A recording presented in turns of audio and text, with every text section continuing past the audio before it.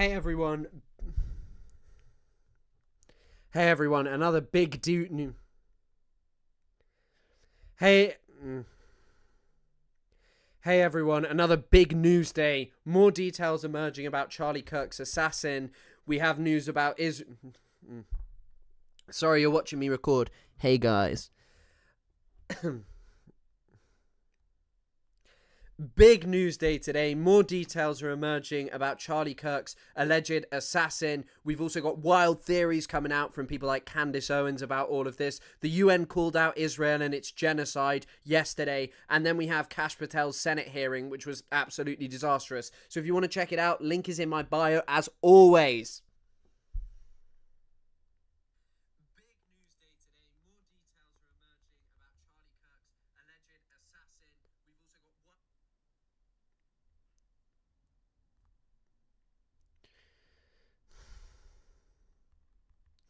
Hello all, sorry I'm not responding. I'm feeling crazy today.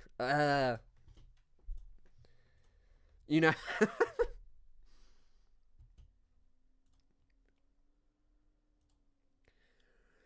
Hey everyone. Oh, shit.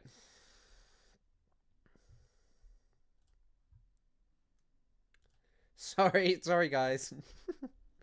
I'm back. I am back. And also, 4 more subscribers until 39,000. We making big moves. Big moves.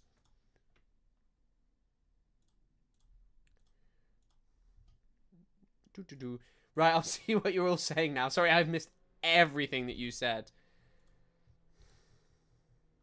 Woo, hello, everyone. Hello, Gold. Hello, Tony Soprano lover. Thank you, Charlie Kirk. You are my best friend. No, that's Ethan Klein, who's my best friend. Something is in the works right now, although I'm having some issue editing because my software's not working very well. I don't know why, but hopefully, should maybe be getting a new video up.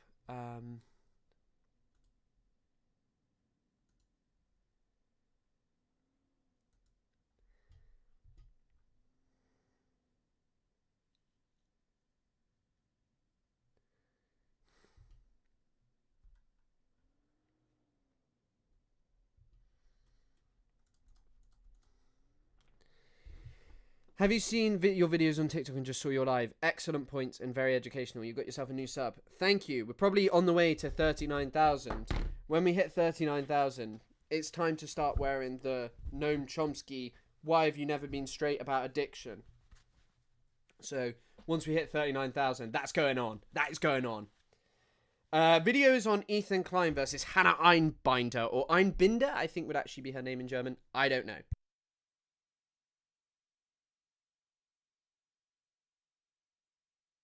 Does YouTube punish if you don't eulogize Kirk? No. Surprisingly not. I won't be making League of Legends content, and I don't think I'll ever make gaming content, really. I'm not sure. They're going to start asking if you condemn the shooter. Yeah.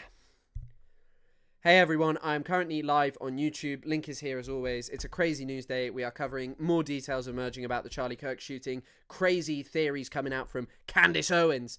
Then we've got Kash Patel's Senate hearing. And also, finally, the UN declaring Israel is committing genocide in Gaza. Big day.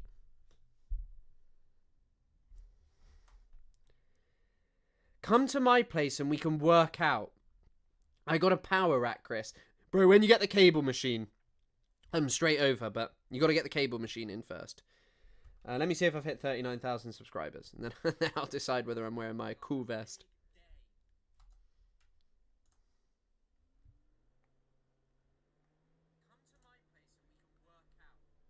You can hear me through my phone. Sorry, guys, I'm a bit distracted. I don't know what the best way to do that is if it's to, like, put this up before I go live, but I don't know how to link it before I go live. Okay, right.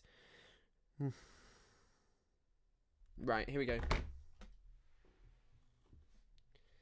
What football team do you support? Chelsea.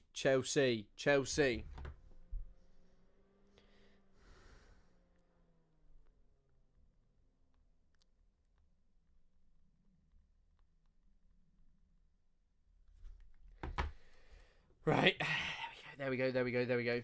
Very sad it's taken the UN declaration. It's also just like a UN body, but it's also...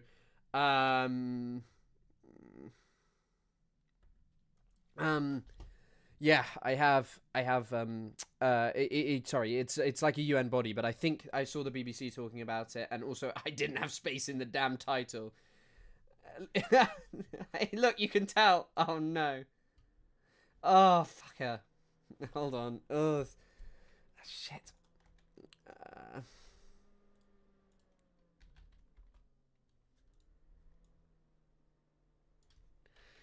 Kash Patel's just going to have to be relegated to his name now. It's not even going to mention the other shit going on with this. I'm just checking if I got 39,000 subscribers. And if so, there'll be a major celebration. Hey Chris, thank you so fucking much for putting together your latest video on the Middle East. My parents have unprejudiced them, and they watched the entire thing. Small, constant steps. Nice, nice. I'm glad to hear that it's educating the parents. Did you see the Arab leaders in what's it called?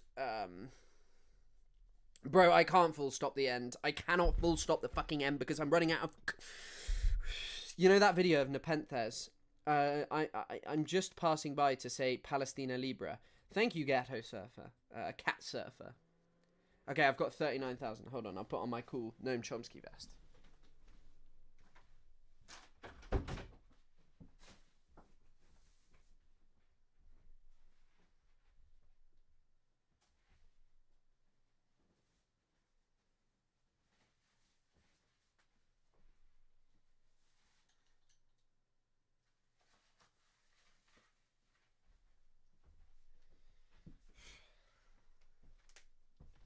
Okay, right. There we go. There you go. There you go. You can see me wearing my Noam Chomsky vest. Wow. What a piece of artwork. You're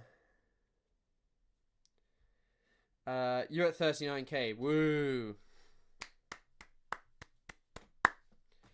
Yeah, I mean, I don't care as much about TikTok, to be honest. It's not a platform I care as much. To be honest. What was I going to talk about? There was something I wanted to talk about, but I've already forgotten. Something I wanted to do. But I'm building some chairs and listening to your stream. Lucky you. Right. I think probably the first thing is... right, what should we do first? I guess there's a lot of stuff about the Charlie Kirk shooter. The one thing I wanted to watch is...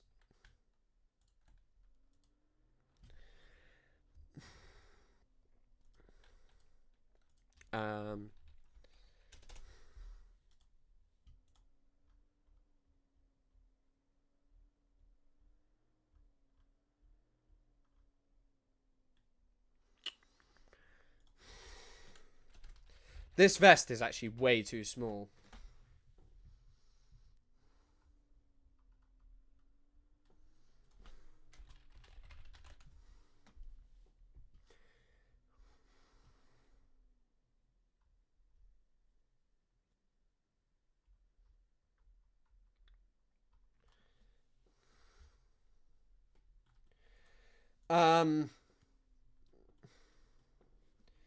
Did you hear pro-Palestine? Why did you just say day one of asking for a tattoo tour? I probably won't ever do a tattoo tour. It's just like I have a few. You can see them on my old videos, but I won't do one. Right. Oh fuck. Sorry, I am bad at streaming. I don't think Charlie Kirk is dead, bro. I hate to tell you it. Charlie Kirk is dead. Charlie Kirk is dead.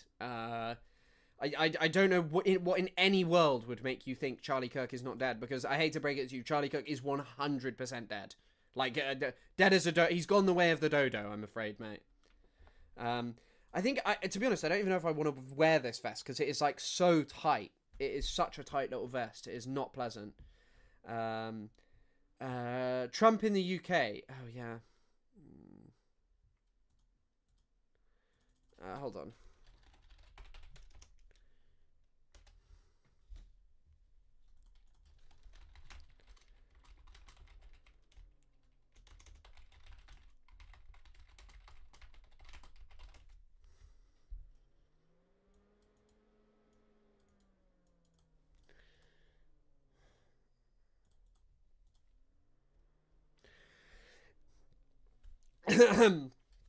Why don't you think that the kid who they caught did it? I'm pretty sure that the kid they caught did it.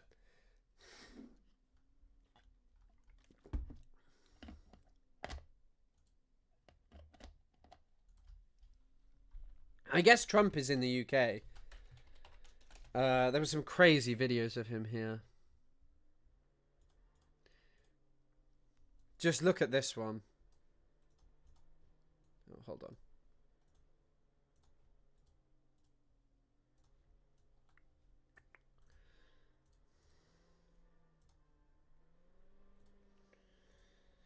Yes, there's also actually another GoFundMe. That's what I wanted to do. I wanted to post someone's GoFundMe.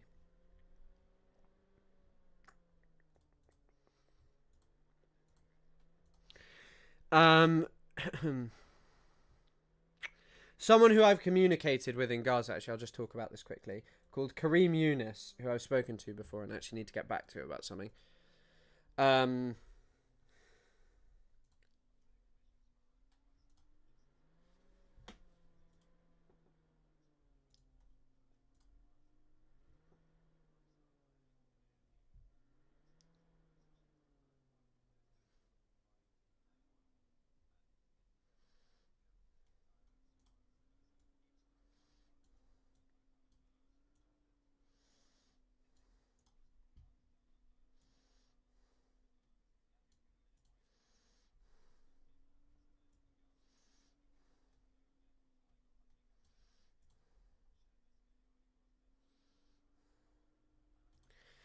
So I just wanted to, I'll pull up the GoFundMe link. So I kind of want to put this one on. I wanted to do it today because Kareem is, as he explained, is looking for donations.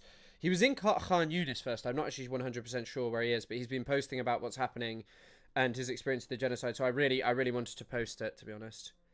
The Chilean delegation that's writing. Someone also told me yesterday that people are leaving Gaza, but I'm not 100% sure. I'm really not 100% sure. Do you guys know that the shooter's political leanings were confirmed? Oh, fuck. Why is that not working? Hold on.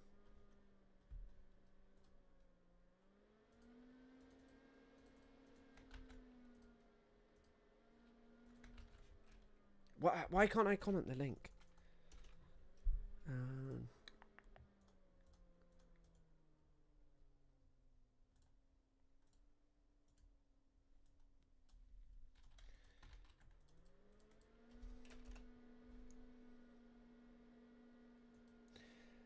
I think this link should work. Hold on. That's a link to Kareem's GoFundMe. I just want to post his today. And if people want to support it, please, if you can, feel free to. I gave Mo some info last night to contact the Chilean delegation. That's good stuff. I'm glad to hear. Incoherent medium photo effect. Could you really not hear that? Wait, did you say you can't hear it? Or is that just not true? Are you just chatting shit? I'm not sure if this will be fucking copyrighted. So here's Trump. It's kind of crazy. Yeah. Please do add the donation link. In Sabra neighborhood, people are leaving Gaza. I've heard that, but one of the problems seemingly with Gaza City is that people aren't leaving, so it's kind of hard to know what Israel would do and could do. Yeah, there's no sound on this video intentionally. Oh wait, what?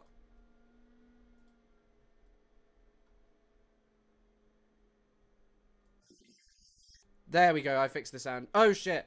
Sorry. We'll rewatch the video that I just showed then.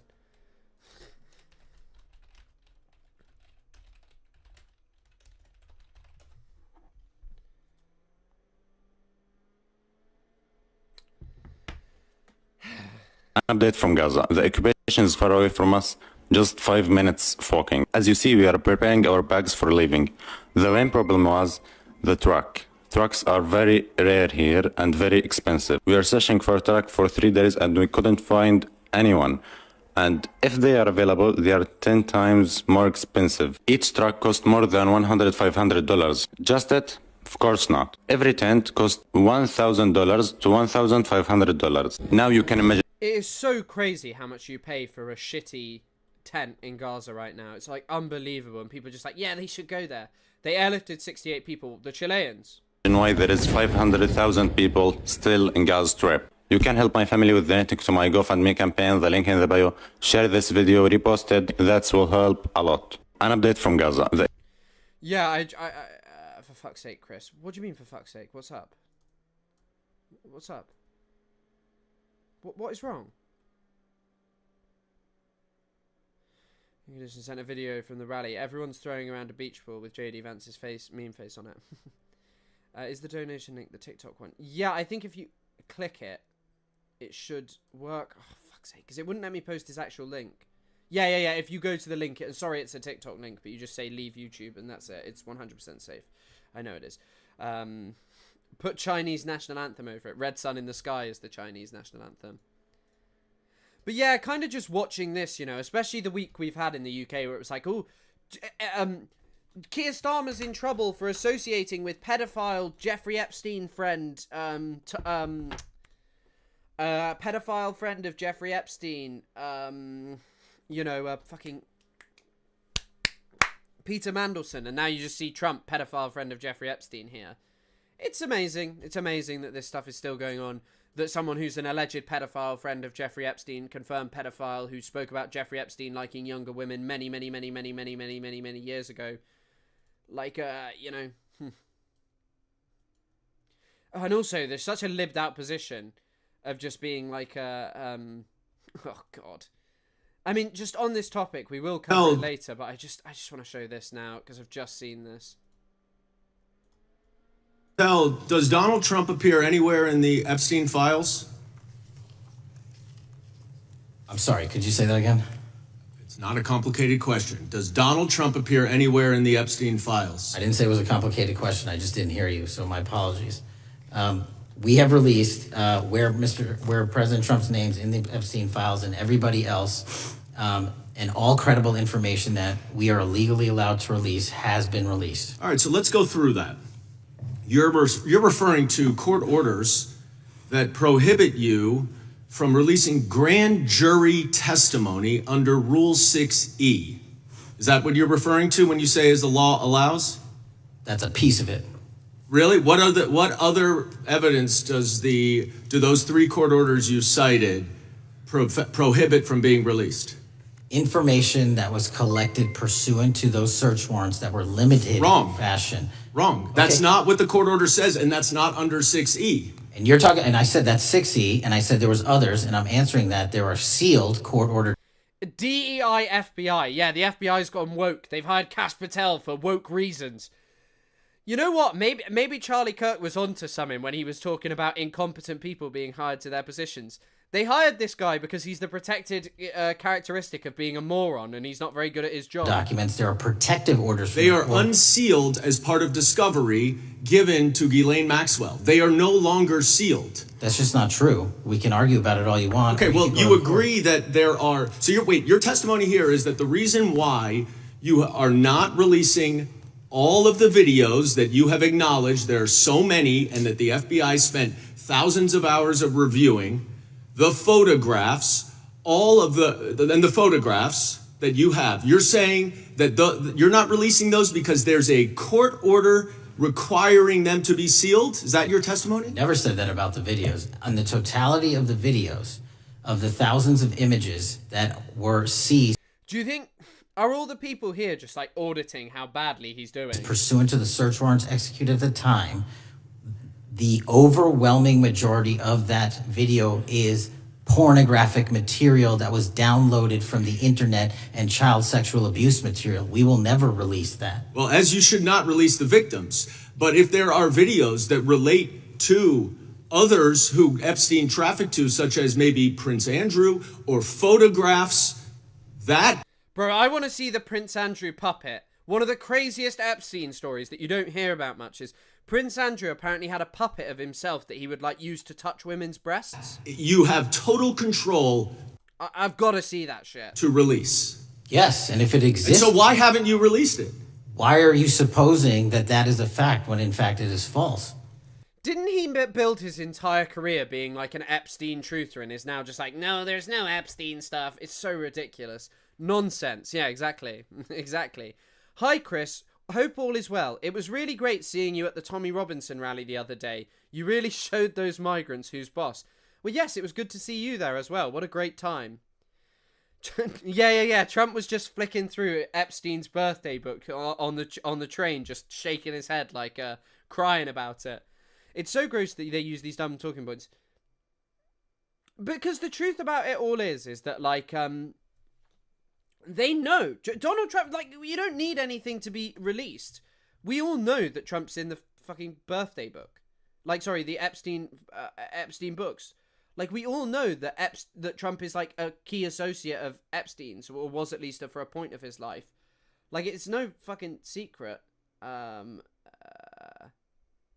Like, it's no secret at all that like Trump had a clear association with Jeffrey Epstein.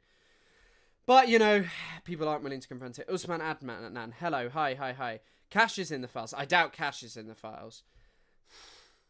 That's running the FBI. Didn't Epstein also said, like, of Prince Andrew that he was one of the only people sicker and more perverse than Epstein himself? So it's kind of, you know. Oh god, actually, I kind of want to cover this Kash Patel stuff. It looks fucking crazy. Folks, so I would like to ask the gentlelady's time has expired. I gave her the additional 45 seconds she requested. The gentlelady yields back. The gentleman from New Jersey is recognized for his 5 minutes. If you would meet with the women who were sexually abused and raped and groomed at the ages of 14 and 16 years old. Are you going to cover up? Are you going to continue to cover up for the rich and powerful men, including those that might be on this committee? I can yell too, Mr. Chairman, but I don't want to yell above this. The time belongs to the gentleman from New Jersey. I appreciate the gentlelady yielding back. Mr. Patel?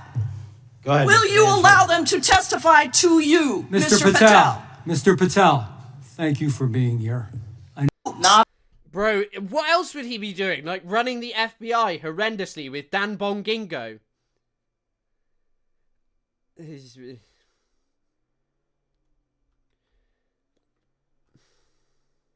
Interested in getting the public to submit claims. Here's more of their. Some of them have never testified before. If you are so interested in getting the public to submit any information, why have you not met with them? You said you haven't met with them. Have you met with them? I'll give you one more chance.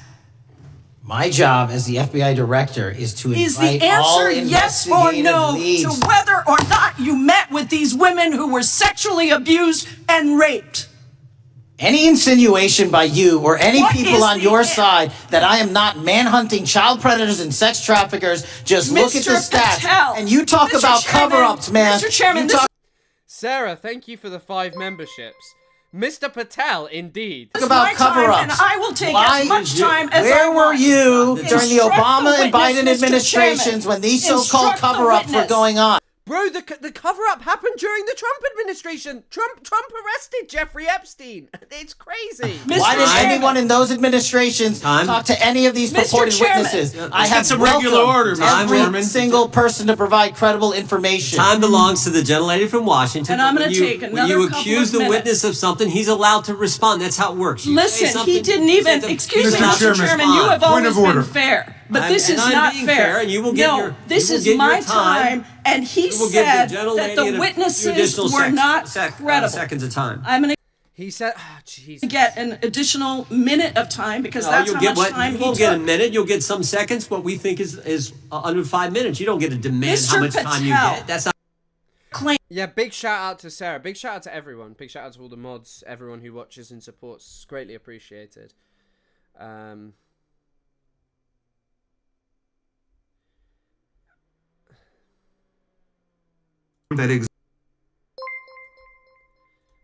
Sorry.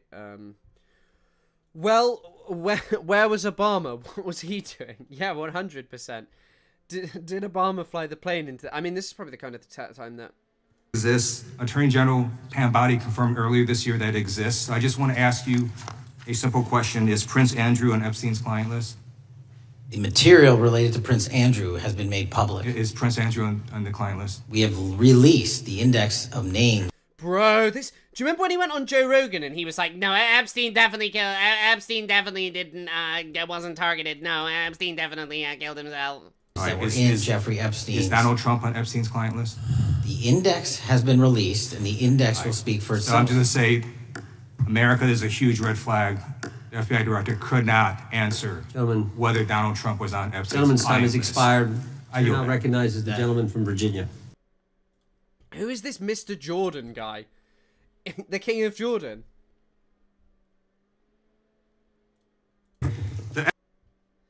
Oh, here's that photo. FBI searched Jeffrey Epstein's Manhattan residence. Thank you, Kayla says. Correct. Thank you very much. I believe that happened in 2018. I think there was 2 locations, sir. It's 2019, and in that residence, the FBI found a safe, correct? I don't have the catalog of evidence in front of me. In that residence, the FBI found a safe, correct? I'll accept your representation. Okay. And in that safe, the FBI found topless and lewd photographs of girls, correct? Again, sir, I'll accept your representation. I don't know. Thank you. It was all over the media at the time. There's a New York Times This is from today. article that says Jeffrey Epstein is indicted on sex charges as discovery of nude photos is disclosed, dated July 8th, 2019. And the Times reports a trove of lewd photographs of girls was discovered in a safe inside financier Jeffrey Epstein's Manhattan mansion. Author Michael Wolff has conducted numerous interviews of Jeffrey Epstein. I'm going to play for you a video clip of what Michael Wolff said Epstein told him was in the safe and what he showed the author was in this safe. So let's please play that clip now. Elected. I was sitting talking to Epstein, and he said, "Wait a minute, I got to show you something." And then he went into his safe, and he came out with photographs. This is podcastception. They're now showing another podcast at the at like a Senate hearing. Were Polaroids, I think, and he kind of spread them out like playing cards, and it was Trump. I mean, I think there were a dozen of them, and it was Trump with girls of an uncertain age at Epstein's Palm Beach house, where. I mean, you guys have seen the book. You guys have seen the book. And yeah, like the stream. Pay your dues, guys. I can't have you being here if you're not liking the damn stream. All of the things that he would ultimately be accused of took place. And I remember very vividly 3 of them. There are 2 in which Trump is, the girls, topless girls, are sitting on Trump's lap. And then a 3rd in which he has a stain on the front of his pants, and the girls are kind of pointing at it, sort of bent over, laughing. So Director Patel, I'm going to ask you a very broad and general question. As you know, Donald Trump and Jeffrey Epstein were friends. There are, of course, photos showing Donald Trump together with Epstein, correct? I don't have the entirety of the photographs, but I think they've been photographed in public together. All right. Bro, yeah, this is so pathetic. This is so pathetic. They also, look, I'm a comedy creator. I'm a comedy content creator.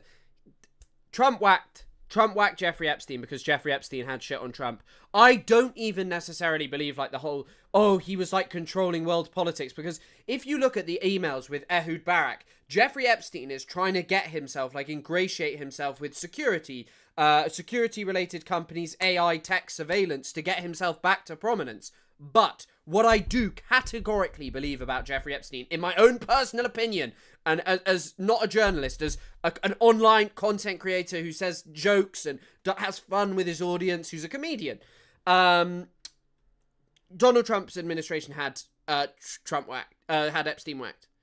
That's my alleged opinion. That's a comedic opinion from someone who is not serious, who is not someone who is, and it's alleged, it's my opinion, and Jeffy Epi got whacked by these people. Are there any photos showing Donald Trump with girls of an uncertain? Do you think, oh, wait, I know what's wrong. Does this sound better? Broiling blood, tell me now, does this sound better? Is that better for you, boy? UN body, but I think... An uncertain. Do you think... Oh, wait. I know what's wrong. Does this sound better? Broiling blood. Tell me now, does this sound better? Is that better for you, boy?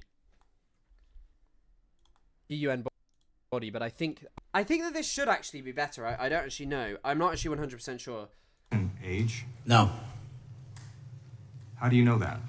because that information would have been brought to light by multiple administrations and FBI investigators over the course of the last 20 years. Well, you know what? That's just not true, because no one knew about the creepy birthday message that Donald Trump wrote to Jeffrey Epstein until the Wall Street Journal disclosed it, and then all of a sudden, the Epstein estate provides it to Congress. Well, So certainly, you weren't there at the search. You don't know what Epstein may or may not have done. Mr. Liu is spitting fire. Mr. Liu. Woo!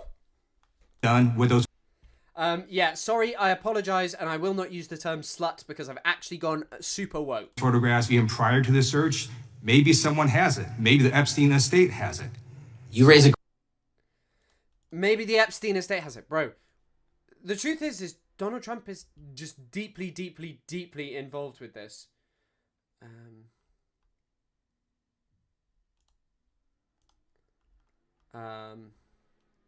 constitutional I will obligation. work on the No, again. failed to meet the muster and the Director, constitutional I will obligation. work on the No. audio-visual capabilities. I'm of going to the first. I borrow don't your think you can hear me. terminology and call I'm bullshit reclaiming my on your time. entire career in Congress. reclaiming my It has time, been a Director. disgrace to the American Director, I'm people. reclaiming my You time. can reclaim your Will you time all you recuse want. yourself? Mr. Chairman, you're going to allow a witness to speak this way? Mr. Chairman, would you give... recuse yourself, Director? The gentleman has no time. Mr. to Chairman, would you Mr. Chairman, admonish the point of- witness not to insult members? The gentleman has no time. Mr. Chairman, the just committee will remember. Quick point of order. Could the gentleman be extended an additional 20 seconds to complete his thoughts, since the witness decided to interrupt him and continuously? then the witness will be able to respond if he wants. He's getting fired, bro. He's getting fired. How do you make a fuck up this big? How do you appoint this guy? Like, why did they do that? Why did they appoint this idiot? Make sure Thank he has you. time to do that. My question We'll is, continue. will you, Director, recuse yourself, yes or no, from investigating or making decisions about the 60 individuals, including myself, that you identified as government gangsters? Yes or no? Time of the gentleman has expired. The No. witness may respond if he would like. And the answer was no, as I heard. God. Correct. Okay. The gentleman from Wisconsin. The gentleman yields back. The gentleman from Wisconsin. So he's saying he's only going to target his enemies. Ugh, Jesus Christ. I guess when you've made an entire career out of just like being like, I'm an Epstein truther, it's like all these free speech, all these free speech people. Higher truth, don't worry. He's having a meltdown though. Director, did Donald Trump ever say to you, just find and release the Nice, Maggie. I'm glad to hear that you get to catch a stream live. entire truth? Don't worry if I'm in it. The instructions from the administration were to release all credible information, and we have done that. Did Donald Trump ever provide information about Jeffrey Epstein as an informant? Donald Trump has not been, and I can only speak for the Man, this sucks. These guys are having all these moronic arguments on taxpayer time whilst people are being scooped up by ICE, starving in the streets, being bombed, etc. I'm so sick of this theatre. I think in part I totally agree with you. I don't think that this is necessarily an unimportant thing in the sense of like that this is like a culture of just women not being trusted, of like this weird sort of bro culture. Like, look at what Epstein was saying and doing, and if you read through the birthday book, it's just like very seedy frat boy behavior. And I think like kind of calling out like someone like Epstein matters. But I would say that like the major problem with this is that ultimately like we know that like Trump openly enunciated Jeffrey Epstein likes young girls. These people who have he knew that what Epstein was interested in. And like today we're like meant to believe, nah, Trump wasn't actually in the book. No, Trump wasn't doing this. Trump wasn't doing that. FBI, an informant of the FBI. So, Director, you've played this cute shell game where you say you can't release everything because the court has said that it legally is not allowed to be released. But the court calls bullshit. Judge Richard Berman said that when you went to the court, quote, information contained in the Epstein grand jury transcripts pales in comparison to Epstein investigation information and materials in the hands of the Department of Justice. So let's move on, Director. You wrote a book called Government Gangsters. You identified 20 individuals in that book. You put me on that list at the top of the list. Thank you. My children find it flattering. 20 of those individuals have been investigated or have had adverse actions. Director, considering that you have identified these people as, quote, government gangsters, will you recuse yourself from making any investigation decisions about these individuals? Anyone that has been terminated at the FBI has been done so the because question they failed again, to meet the muster Director, and their constitutional I will obligation. work on the audio-visual capabilities. I'm going to borrow your terminology and call bullshit on your entire career in Congress. I'm reclaiming my time, It has been Director. a disgrace to the American Director, people. I'm reclaiming my time. You can reclaim your time. I'm not so sure I'm hyped up on gotchas. It's just more comical that this guy is just... and I think in part, like, when I was thinking about, like, Pete Hegseth and stuff, it's kind of shocking that Pete Hegseth is, you know, like the American the Secretary of Defense, but at the same like you know, having this drunk Islamophobic piece of shit, but like American defense policy has not exactly been sensical in their behavior. All you want. Mr. Chairman, you're going to allow a witness to speak this way? I think it's also just like a general malaise in American society of what America's actually like and all of these things, that it's just not a very good place, that like very bad things are happening there. I mean, the UK is worse, but yeah. No, I'm not even thinking that you're like specifically targeting me, but I'm just thinking about like why this is... Actually, I guess I see what you're saying, yeah. But like, you're right, the media... I think that's actually a very apt assessment of basically saying like, yeah, the media is hyping us up on gotchas, but it's like, bro, this black book is just like all of Epstein's mates being like, you were the best paedophile out there, Jeffrey. You like doing sexual assaults and stuff, Jeffrey. From when you were a very young child, you like being inappropriate with women. And it's like, I think if you're around this guy, it's hard to know. And it like just doesn't sound outside the realms of possibility that there are inappropriate pics of Trump with young girls. Chairman, would you recuse yourself, Director? The gentleman has no time to... The video is louder than you. I can't make myself louder. Is the video really that much louder than me? Is that like really a major problem? Hold on. Is that really a major problem that the video is so much louder than me? Does this sound like I'm shouting? Because it does look like it's registering low. How about now? Fuck. I don't know what the problem is. Chairman, would you admonish the witness not... The video is so much louder than me. Does this sound like I'm shouting? Because it does look like it's registering low. How about now? Fuck. Yeah, fuck. I need a new... Your audio is fine, Chris. You got enough frizz. A little too unbalanced not to be annoying. I think I just need a new microphone. I'm going to get one for when I'm in Canada. To insult members? I can't mess with the game. My gains, I've just put my gain up to 100%. I'll just lower the video a bit. Gentleman has no time. Mr. Chairman, just committee will remember. Quick point of order. Could the gentleman be extended an additional 20 seconds to complete his thoughts, since the witness decided to interrupt him continuously? And the witness will be able to respond if he wants. We'll make sure he has time to do that. My question is, will you, Director, recuse yourself, yes or no, from investigating or making decisions about the 60 individuals, including myself, that you identified as government gangsters? Yes or no? Time of the gentleman has expired. The witness may respond if he would like. Okay, we saw that bit. Kash Patel's such a pathetic baby. Let's see if there's any more interesting stuff here. It was in the files. I have never spoken to President Trump about...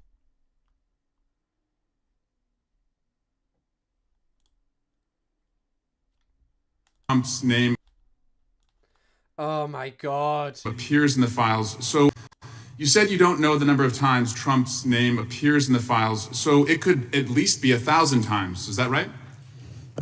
The number is a total misleading factor. We have not released anyone's name that we have not released anyone's name in the Epstein files that has not been credible. Director, could it at we have least be 1,000 released times? every piece of legally permissible information. Okay, you can so- characterize the numbers however you want it. Claiming my time, Director.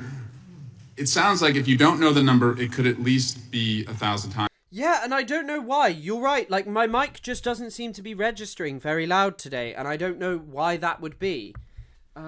Yeah, but normally, you're right. Normally the problem is me, and I don't know whether to... Hold on, let me just fiddle with my mic.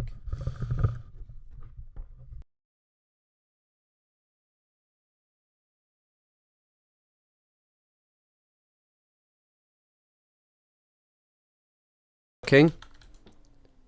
Is it working? It looks... Yeah, there we go. I had it the wrong way round earlier, but now it should just be way louder. I don't know what... It's not. Bro, I look so stupid fiddling with that. It's not. Is it at least 500 times? No. King? Is it at least 100 times? No. Then what's the number? Is it working? No, it looks... Yeah, there we go. Be I had it the wrong way round earlier, but now it should just be way louder. Oh, there we go. There we go. Oh, you little crybabies. Oh, we need to hear you louder.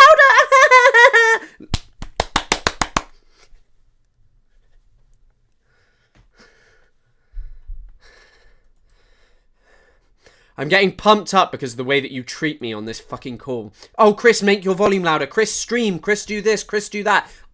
My life is just pain at the behest of you people. To know the number? I am actually sorry about your ears, though. Thank you for noticing me. And I know some of you are saying substance over it, and I do agree. But there is a certain element of like, bro, I don't want to hear myself when I'm that loud. Job is to provide for the safety and security of this country. My job is not to engage in political innuendo so you can go out to the sticks and get your 20-second hit in your fundraising article. And keep going, reclaiming your time, because the people of California are being underserved by your representation. If the president is not implicated, why not release everything that involves him? We have released everything, the president and anyone else's side, that is credible and lawfully be able to be released. Your fixation on this matter and baseless accusations that I'm hiding also child Mr. pedophiles is disgusting. Anyone It's disgusting. that says that needs to look at the stats Why has he got such a bad haircut as well? Just saying. alone and go back to the state of California, who's receiving the biggest surge in FBI resources through my redeployment because the cities of Los Angeles, San Diego, and San Francisco Reclaiming my time, need it. Director. Remembering your oath to tell the truth, did you ever tell Donald Trump his name is in the files? I have never spoken to President Trump about the Epstein files. Whew. Let's just keep... Files or keep reading?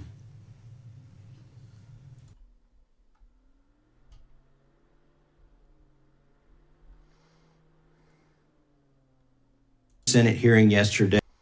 We'll watch this one and then we'll go to yesterday's, which were planned out much better. Director Patel, I watched some of your Senate hearing yesterday when Senator Kennedy asked you, you've seen most of the files, who, if anyone, did Epstein traffic these women to besides himself? You replied, according to the transcript, there is no credible information that he trafficked them to anyone else. You also said somewhere in the hearing and here today that the problem is... By the way, I think it would probably be better if I, like, minimized the window a little bit and got something to, like, cover the background and then had the chat bigger.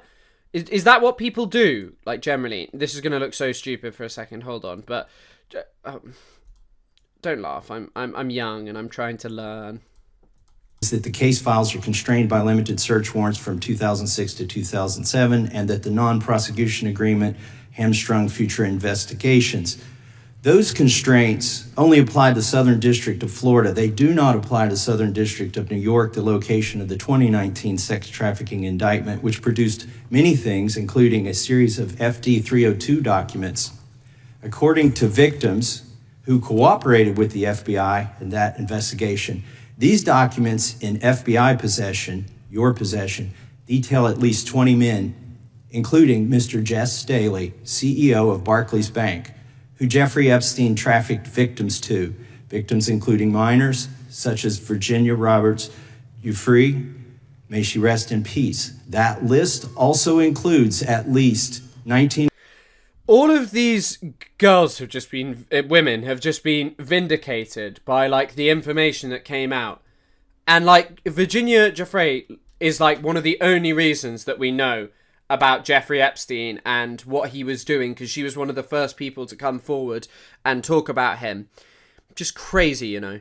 And, like, Kash Patel's just sat there like, yeah, I made a career out of hating Jeffrey Epstein, and now I'm head of the FBI, I'm gonna protect Donald Trump. But he knows he has no career, and he has no legitimacy left. He needs the bag off being in the FBI, and being affiliated with Trump, bro. Be a nice little dog of Trump, do what he says. other individuals, one Hollywood producer worth a few $100 million, one royal prince, one high-profile individual in the music industry, one very prominent banker, one high-profile government official, one high-profile former politician, one owner of a car company in Italy, one rock star, one magician, at least 6 billionaires, including a billionaire from Canada.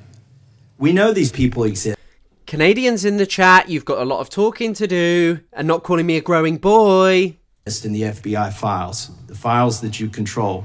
I don't know exactly who they are, but the FBI does. Have you launched any investigations into... This is horrific. We laugh about the whole thing, but it occasionally strikes me how evil it is. It's very much evil. It's very much evil and very insidious and horrifying. And it is kind of crazy that, you know, it's sort of just become this major spectacle, but it's not really surprising. But it's symptomatic of a way wider problem that basically rich people can get away with whatever they want talking. Like Virginia Giuffre was targeted because she was someone with a lot of problems in her life. I think she'd actually been trafficked before Jeffrey Epstein. It's really sad, you know, and she ended up taking her own life. Like, I think she took her own life. It was a bit weird, but yeah.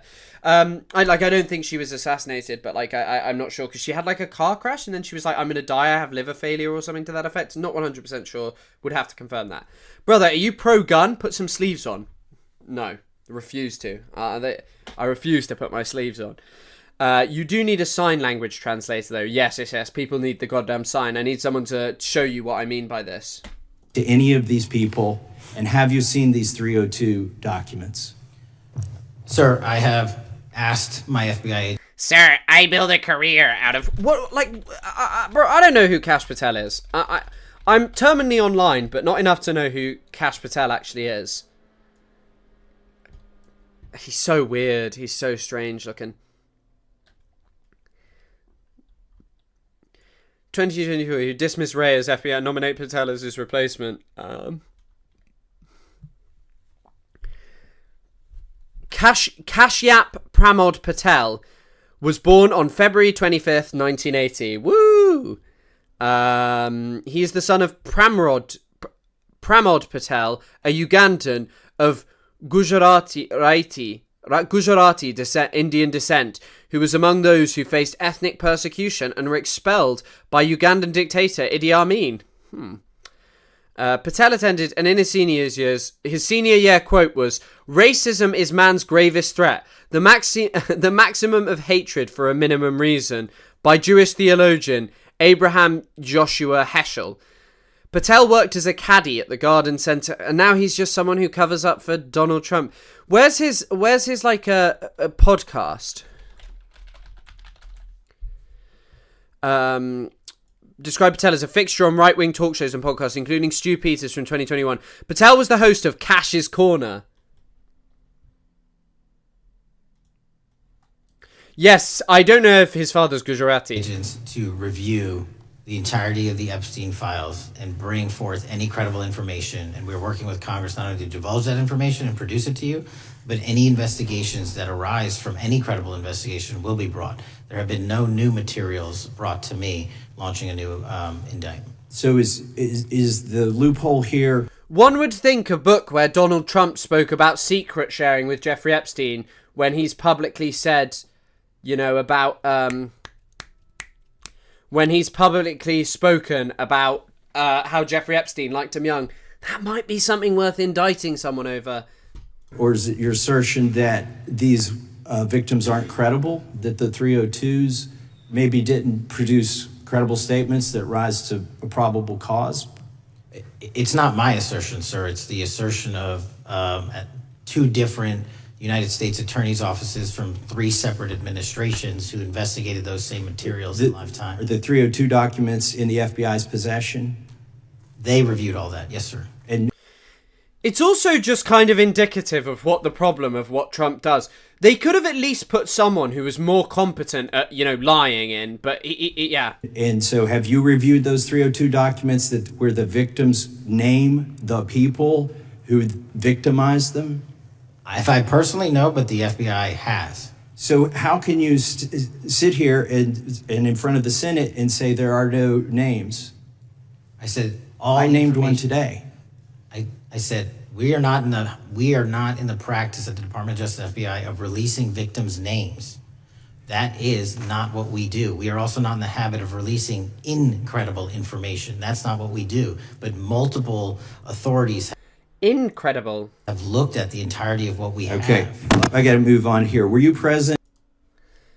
Okay, right. There's one final one that I want to watch from today, which is somewhere. Charlie Kirk. Charlie Kirk was a man of faith. First and foremost, he loved his Lord Jesus. He loved his family. Beautiful wife, beautiful children. Just a remarkable, honorable man. That was silenced with this assassin's bullet.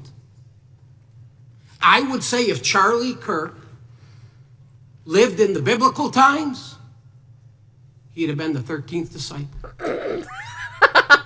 Do you think Jesus loved everyone so much that he needed to bring in like a major racist just to, you know, have them there? He'd been the 13th disciple. That's also just, is that not sacrilege? Like, is that not a comment that would have you, like, I saw someone put it this way, that was like, these are the kind of comments that would have had you, these are the kind of, oh my god, there's actually something I want to see here. My fucking god. But these are the kind of comments that would have had you excommunicated. Incompetence in the clown car of deregulation. For fuck's sake. I mean, these people are crazy. I mean, you've seen the AI videos of, like, Charlie Kirk talking to Jesus and stuff. But this looks like the worst statement out of today. Dylan Roof, who followed white supremacist propaganda, murdered 9 black parishioners in Charleston in 2015. Do you deny this? I'm sorry. Dylan Ruth? Roof, can you give me some more information? You're head of the FBI, you probably know this. If you don't know, that's fine. You can give me a reminder. I've got a lot in front of me. It was national news. This guy is so stupid. Why have they appointed him? That's really bad. But I mean, there was also something which I saw. There was a lot of stink being spoken about, which is.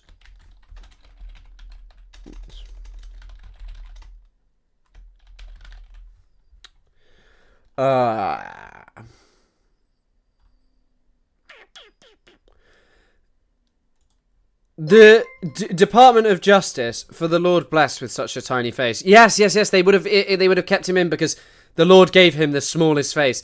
Yeah, I know who Dylan Roof is. I mean, I'm like no Dylan Roof expert, but the Department of Justice deletes studies showing domestic terrorists are most often right wing. The UK government does this shit with Prevent. They don't talk about white nationalist extremism, but... Right, we'll cover a tiny bit more from yesterday, because I had that wonderfully prepped for me with some help of everyone's favourite mod, Tony Soprano lover. So we've got some beautiful things happening. You've seen... of Kash Patel yesterday. Most of the files. Who, if anyone, did Epstein traffic these young women to, besides himself? Himself. There is no credible information. None. If there were, I would bring the case yesterday that he trafficked to other individuals. And the information we have, again, is limited. So the answer is no one? For the information that we have. In the files? In the case file. Okay. Now... Wearing a Liverpool tie. This is the worst thing that's happened since... I don't even know, fucking... the sale of Coutinho, even though they got loads of money for that. Awful stuff. Kash Patel doing PR for Liverpool. Average Liverpool fan. Defender of Jeffrey Epstein. Famous pedophile. You clearly won't tell us the cabinet members associated with Mr. Epstein. Let me ask you. But, like, as well, it's just not true. It's just not true. Like, he knows that Jeffrey Epstein was trafficking... trafficking women. Like, he knows. They all know. Do one last question. And that is, right after she gives this testimony in front of an FBI agent, among others, she's transferred to a minimum security prison not suitable for a sex offender like herself. Who made that decision and why? The Bureau of Prisons. The Bureau of Decisions made it in prisons. The Bureau of Prisons.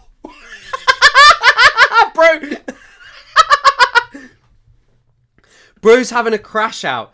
Bro, look, me and Kash Patel, we may share many differences, but in terms of that kind of stuff, like mic fuck-ups, but, you know, I would never defend Jeffrey Epstein or use my platform to do it. Decided on their own, without any consultation with Blanche or anyone else, that they were going to suddenly, after this interview, completely unrelated to this interview, completely unrelated to anything she said, move her to a prison not suitable for a sex offender. You want the American people to believe that? Do you think they're stupid? No, I think the American people believe the truth, that I'm not in the weeds on the everyday movements of you're not in inmates. the weeds? What I am doing is most- protecting this country, providing historic significant reform, witness, and the most combating the... significant- This guy's a baby. This guy's a baby. An adult baby. But I mean, I guess the thing about right-wing politics is it's all just pantomime for adult babies. Mr. Patel, you're muted. Crash out at the chat. Blue is the colour. Football is the game. Mr. Patel, you're muted. Mr. Patel crashes out at sick fan base who continually tell him he's muted. Weaponization of intelligence by the likes of you, and we have countlessly proven you to be a liar in Russiagate, I mean, the Russiagate stuff was more like just clutching at straws, and I know that they overblew it. But like, yeah, like Russian interference in it is just. I don't doubt that Russia interfered, but you know the Shah of Iran funded Nixon's campaign. They need a limiter on those mics of core JFC. Yeah, I mean, I think they got it the next day because they heard his crash out. I bought Nerds today in honor of you and saved them for when you went live. Come on. Sue. Is Chelsea a racist team? Yes, Chelsea is a racist team. I support Chelsea, but surprisingly not because they're racist. But yeah, Chelsea is generally a team associated with racism. But like, you know, I feel like most sports teams are quite like supportive of institutional racism. I just want to see. Maxwell is seeking a pardon. Has been accused of lying by federal officials. I just want to see if I can find her. Here we go. Look at this. This is also not the full context. They spoke about it on TrueAnon. Basically, when she said this was like Todd Blanche was getting up and going away. Yeah. I know you put me on, Nerds. I'm sorry for stealing the valor. I'm sorry for living my goddamn life. In the transcript, which amounts to 300 pages, some heavily redacted, Maxwell said that while she believed Trump and Epstein were friendly in social settings, she did not think they were close friends. Why do you think that she hadn't found out that the book had been released? Like, no, she must have known the Black Book was released, but she was just kind of like, you know, I can probably just lie about this. What are they going to do? They'll give me a pardon. This is also just so obviously her trying to get a pardon. And the fact that Kash Patel sits there and lies, it shows you as well.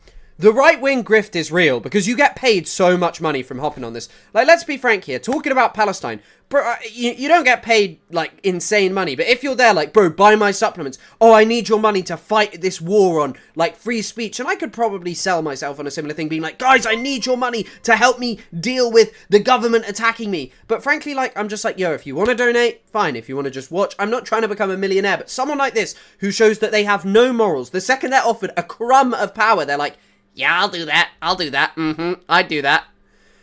FC Palestino from Chile. Yeah, I've seen it. They're fire. I actually never saw the president in any type of massage setting, she said, alluding to the massage service that some of Epstein victims have mentioned. The president was never inappropriate with anybody. In the times I was with him, he was a gentleman in all respects. She also said she did not recall Trump sending Epstein a 50th birthday note, which drew on recent headlines. So she did know about the Black Book being released. It's also just trying to deny reality to get released. And also, yeah, like the damn stream. January 6th, you are the biggest fraud to ever sit in the United States Senate. You are a disgrace to this institution and an utter coward. I'm not surprised. I'm not surprised that you continue to lie from your perch and put on a show so you can go raise money for your charade. He also just had the same response as yesterday, like today, didn't he? He went, he said yesterday, he was like, he said today the exact same thing about how, You're just doing your fundraisers. Isabel Murray, thank you very much for that €5.99, and thank you for everyone who donates and supports. You're a political buffoon at best.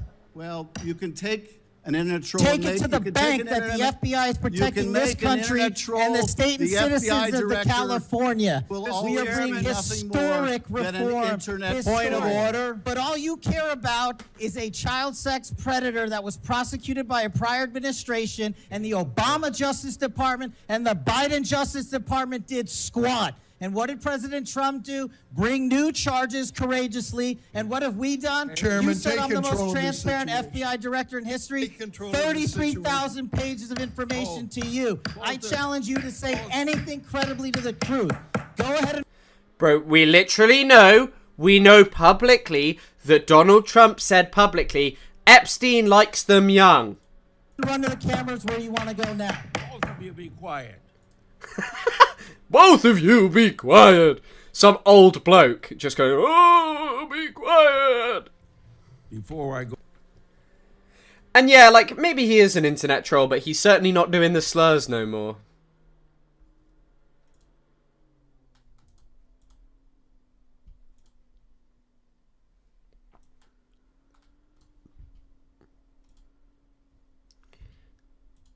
Right now. Turn around. There are Capitol Police officers behind you. They're guarding us. Take a look at them right now. Turn around. I'm looking at you. You're talking to me. No, look at them. I want you to look at them if you can, if you have the courage to look them in the eye, Mr. Patel, and tell them you're proud of what you did.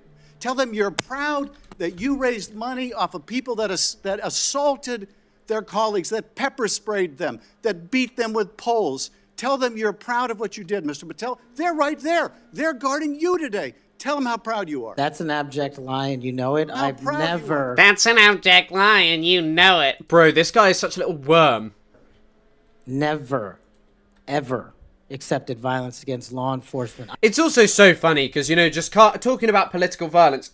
You know what? When Destiny is just, like, a piece of shit, he has just been on a wind-up campaign recently, which is quite comical in the sense of, like, you know, that he's constantly tried to get them deplatformed, constantly tried to get fucking Hassan deplatformed, loves doing that, but, like, the way he's been, like, winding people up recently, and he's right about, like, the way in which these are the people responsible for all of the, like, extremism. I've worked with these men and women, as you know. You glorified it in song, and I did not make a single dime out of it. In song.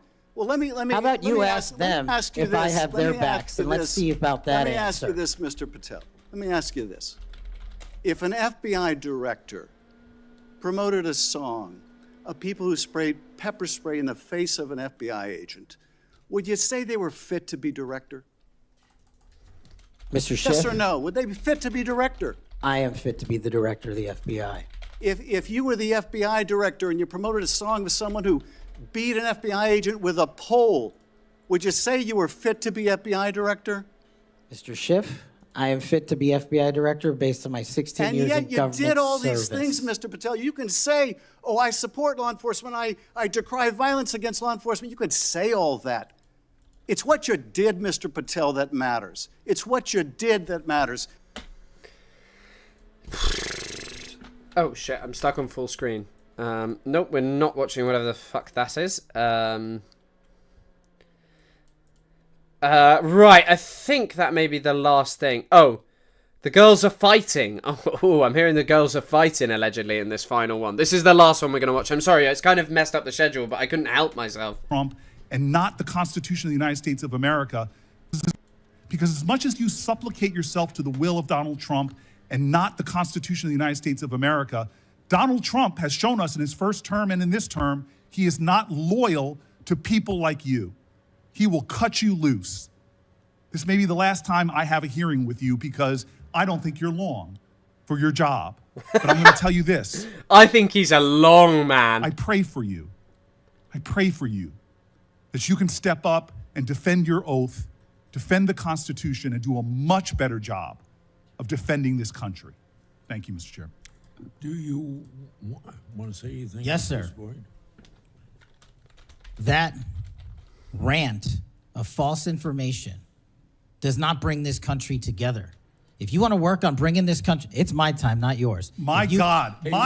If you want to talk about dividing this country, it is my time. I follow you on your social media posts that tear this country apart. To address your falsehoods. You can try all you want in this country. to not take responsibility for what you have said. Sir, you're making a mockery of this committee. Sir, you don't tell me my time is over. The people of New Jersey tell me what my time is. You can't lecture me. You can tell me my time's over. You may be the charge of the I'm not FBI, going anywhere. but I am not afraid of you. Mr. Chairman. Not afraid of you. Mr. Chairman, point of order. I mean, it's interesting watching them have all these exchanges, but it is, as you know, was mentioned earlier, it's so obvious that, like, Kash Patel knows that Trump is in the Epstein files. It is no secret to anyone with any kind of a brain that Trump is in the Epstein files, that these people are all covering up for him. And I do think eventually he is going to lose his job, and I think that there's definitely truth to that he's kind of done here, because, like, what's he going to do? Like, he's performed so terribly. He's given a terrible defense of Trump that has only made him look even more guilty, because he wouldn't answer any fucking questions about this. But, you know, it wouldn't surprise me if Trump keeps him on, because he's like, fuck. Well, I guess cutting him loose is difficult in the sense of maybe he has actually seen the Epstein files that say that Trump has done this, but they're like... also, actually, I guess he gets paid handsomely or some kind of job offer or this kind of stuff, you know. But... I kind of want to listen to the January 6th choir, but I feel like they'll have copyrighted their bullshit. Okay, perfect. Right. Okay, we're now going to move on to Charlie Kirk. So, quite a lot of developments with the Charlie Kirk stuff. So we have this, which has been released, which a lot of people are not believing in. Oh, I love the drama. I love the girls fighting. That's all I'm going to say.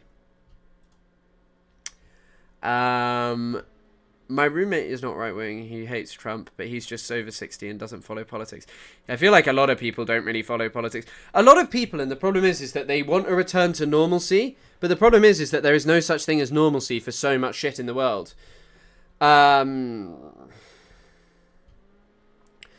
This is Robinson. After reading the note, the roommate responded, "What? You're joking." Robinson, "I'm still okay, my love, but I'm stuck in Orem for a little while longer yet. Shouldn't be long until I can come home, but I gotta grab my rifle still. To be honest, I had hoped to keep this secret till I died of old age. I am sorry to involve you. You weren't the one who did it, right? I am sorry. I'm sorry. I thought they caught the person. No, they grabbed some crazy old dude, then interrogated someone in similar clothing. I had planned to grab my rifle from my drop point shortly after, but most of that side of town got locked down. It's quiet. Almost enough to get out, but there's one vehicle lingering. Why? Why did I do it? Yeah. Maybe I should read out who's saying it. Robinson. I had enough of his hatred. Some hate can't be negotiated out. If I am able to grab my rifle unseen, I will have left no evidence. Going to attempt it to retrieve it again. Hopefully they have moved on. I haven't seen anything about them finding it. Roommate. How long have you been planning it? A bit over a week. I believe I can get close to it, but there is a squad car parked right by it. I think they already swept the spot, but I don't want to chance it. Remember how I was engraving bullets? The fucking messages are mostly a big meme. If I see "notices bulge ooh" on Fox News, I might have a stroke. Alright, I'm gonna have to leave it. That really fucking sucks. Judging from today, I'd say Grandpa's gun does just fine. I think that was a $2,000 scope. Delete this exchange. My dad wants photos of the rifle. He says Grandpa wants to know who has it. The feds released a photo of the rifle, and it is very unique. He's calling me right now, not answering. Robinson, since Trump got into office, my dad has been very diehard MAGA, it must be his name, redacted. My dad. Robinson, Robinson, I'm going to turn myself in willingly. One of my neighbours here is the deputy for the sheriff. You are all I worry about, my love. Roommate, I'm much more worried about you. So, that's the beginning of sort of like the stuff to do with Robinson. And people are saying that this is pretty strange. Like, he basically just says all of the things that he's done and admits them to a roommate. And is like, I have left my rifle there. And I am going to get my rifle, but now I can't get my rifle. And someone noted the spelling mistake on oo, which is when it actually said oo, but maybe that was that they misread it, but 2 times misreading it. I don't know if that's really possible. But yeah, I mean, it does look like a very weird exchange. I think that one thing I wouldn't discount is that the way in which people type after they've just shot someone. But I do actually feel like the roommate would have had a way bigger reaction. Like, to just type out why. Like, I would, if someone was like, I shot Charlie Kirk, I'd be like, what the fuck do you mean, bruh? I wouldn't just be like, whoever it was, even if it was my best friend, my girlfriend was just like, I've shot Charlie Kirk. I'd be like, what? I wouldn't, it's also just a very weird reaction. Maybe there's bits redacted, but you weren't the one who did it, right? That is weird. That is very weird. But, like, reputable-ish people like Ken Klippenstein have posted this, and I trust, Ken Klippenstein. It's very interesting. So that's like that was the beginning, and then we got more out of Ken Klippenstein, and Ken Klippenstein had proof that it came from it because this is a previously unreleased photo of the alleged shooter. Sorry, one day he might sue me. They're just transcribing the conversation, so it's going to look weird, and they're going to take it out of the typing etc. And the roommate could have deleted her own message before turning it over to the FBI. Maybe. That's plausible. I don't really know. I don't really know 100%. Like I don't know how the FBI works, to be honest. But I trust Ken Klippenstein. But it does look like a very weird sort of created and curated exchange. Like, it's just very odd. I used to call my ex my love. I was in middle school. I don't think calling someone your love is problematic. The assassination was a shitpost by a troll. Yeah, bro, and this article's quite significant in the sense of, you get in this article him talking a lot about, like, Helldivers, which someone actually predicted would be the thing, which is kind of crazy. Would deleting the messages keep it deleted, though? No, bro. If the police get access to your phone, the police can, through your phone, they can basically... if the police get access to your phone, they can download it from a specific state and a specific date. It's not like a problem. He's a Mormon country. Even if he wasn't a practicing Latter-day Saint, he's a Mormon. I thought he was a Christian. I thought he was raised in a Christian family. I thought he wasn't a Mormon. Hey guys, I have bad news for you all. It was me at UVU yesterday. Thus Tyler Robinson messaged his friends on Discord, seemingly apologizing for murdering Charlie Kirk. I'm sorry for all of this. I obtained this and other Discord messages I've decided to publish. The legacy news media, as usual, refuses. The damn legacy news media and Kash Patel. Along with new information I've learned about Robinson from the people who knew him best. We publish leaked documents so you can choose yourself. Charlie Kirk got shot, dead. I just saw the video, holy shit, rip I guess. Bro didn't deserve to go out like that, sad.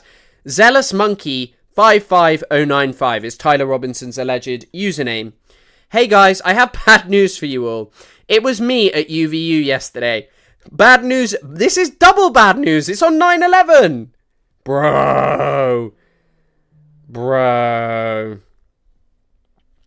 I'm sorry for all of this. I'm surrendering though as sheriff friend in a few moments. Through a sheriff friend in a few moments. Thanks for all the good times and laughs. You've all been so amazing. Thank you all for everything. Trump and company portray the Utah shooter as left-wing and liberals portray him as right-wing, The federal conclusion will inevitably be that he was a so-called nihilist violent extremist, an NVE. Yeah, I guess, you're right about Mormons, but I think they'd say it. Meanwhile, the crackdown has already begun. As I reported yesterday, the country is practically ready to go to war. What did he report yesterday? Social media crackdown. Yeah, I mean, yeah, it's accelerated it, definitely. A second news has hit the building. Yeah, I think we're worried about that. Why did this dude feel the need to implicate every single person he communicated with about this? Does not make any sense. I mean, that is an odd decision, especially going from, I was going to take this to my grave, but then maybe you would want to apologize to your friends, because they may never, ever, ever, ever hear from you again. I think that they may never, ever hear from him again. Possibly. I don't know. It's been so terrible, and seeing it from an inside perspective, is so frustrating, a friend of Robinson since middle school told me. The childhood friend who asked not to be named for fear of threats provided me with the above non-public photo of Robinson on a camping trip, a favourite activity of his to corroborate the relationship. I think the main thing that's caused so much confusion is that he was always generally apolitical for the most part, the friend told me. That's the big thing. He just never talked about politics, which is why it's so frustrating. The picture that emerges bears little resemblance to the media version. Robinson, I am told, though quiet, was a well-liked person with a supportive family. The friend group who he interacted with on Discord, far from some kind of militia camp or Antifa bunker it's been portrayed as, represented a range of different political views but mostly talked video games. Kash Patel, brilliant guy, said in an interview, "Robinson subscribed to left-wing ideology." Yeah, bro. You know what? We cannot trust Kash Patel because a few seconds we were just listening to him about how basically what he was saying, about how all of the stuff about Epstein was fake. So I'm not trusting Kash Patel, but yeah. Citing his family's remarks to investigators, but those close to Robinson say there was a lot the family didn't know about him. Their ideas are based on someone they didn't fully understand, the childhood friend told me. Though the family was generally supportive of Robinson, a claim corroborated by his mother's Facebook account, brimming with praise for Tyler, they didn't seem to know about his relationship with a transgender person named Lance, the friend said. When I asked if his family would have been accepting, the friend replied, "I don't think even Tyler knew the answer to that question, which is why he kept it so low-key behind them." Tyler's bisexuality, the friend said, was coupled with openness to LGBT issues. Interesting he didn't put LGBTQ+. His friend say, obviously he's okay with, his wasn't some cookie cutter lefty position on every or even most issues, his friends say. Obviously he's okay with gay and trans people having a right to exist, but also believes in the Second Amendment. The friend said, referring to the right to bear arms, the Second Amendment for us Angloid watchers. The friend described Robinson as a fairly typical young man, his age from Utah, someone who loved the outdoors, was a gamer and into guns. Sorry, I just read that the Mormons, the Latter-day Saints, baptized Hitler and Anne Frank. What are you talking about? Is that true?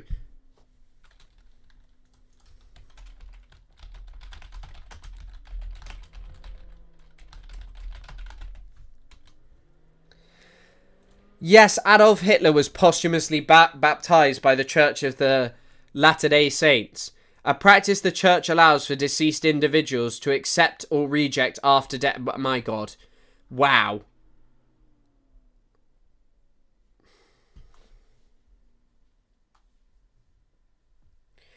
Wow. That is amazing stuff from them. They're doing amazing things are happening in Utah. The friend described, to all of us, he seemed like a simple guy who liked playing games like Sea of Thieves. Already a red flag. If your man is playing Sea of Thieves, he might not be your man. He might be out shooting Charlie Kirk. Deep Rock Galactic, never heard of, and Helldivers 2. Loved to fish, loved to camp, the friend said. It really did seem like that was what he was all about. One step closer to finding the DRG dwarfs. Bro, this is gamer content that I am not understanding of, so someone can explain this to me, but the phrase inscribed on one of the bullets, "Hey fascist catch," though widely reported to mean he was a man of the left, is in fact a reference to Helldivers 2. 3 arrows initially believed by federal agents to be a reference to Antifa are also a reference to Helldivers. There's actually a surprising amount of Mormons in here.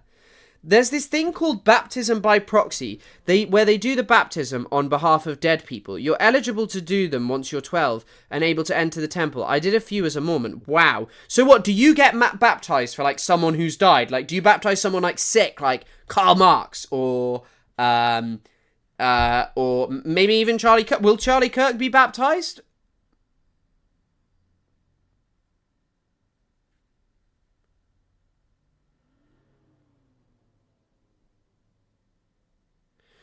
Fundy Friday. I mean, I was more interested in the Fundamentalist Church of the Latter-day Saints. That was interesting. That was really interesting. Tony Soprano Lover again put me on that, and I was very interested.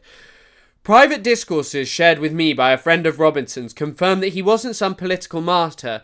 A search for posts of Robinson's containing keywords like Biden and Trump turned up just one hit each. The Trump post was passing reference to a 29 impeachment inquiry.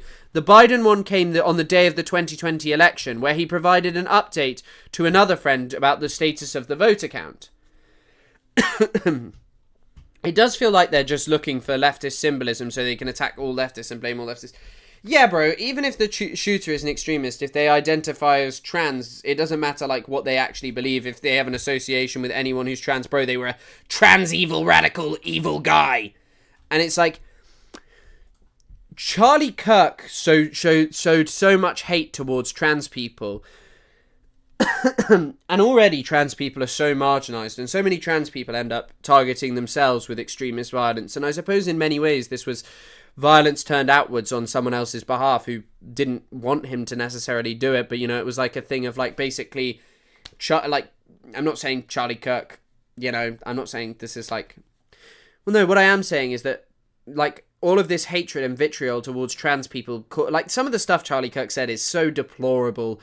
Charlie Kirk was like an avowed white supremacist, and, like, as I've said, getting shot at a university campus is not like a sign of good times. Having guns anywhere near university campuses is something that, categorically, as someone who loves academia, who thinks that actually there should be people who aren't allowed on university campuses, and personally I don't think Charlie Kirk should have been, because of his threats towards university professors. I think Charlie Kirk should have been kept well away from university campuses. I don't think they're a space that needs Charlie Kirk, and I don't think they're a positive space for him.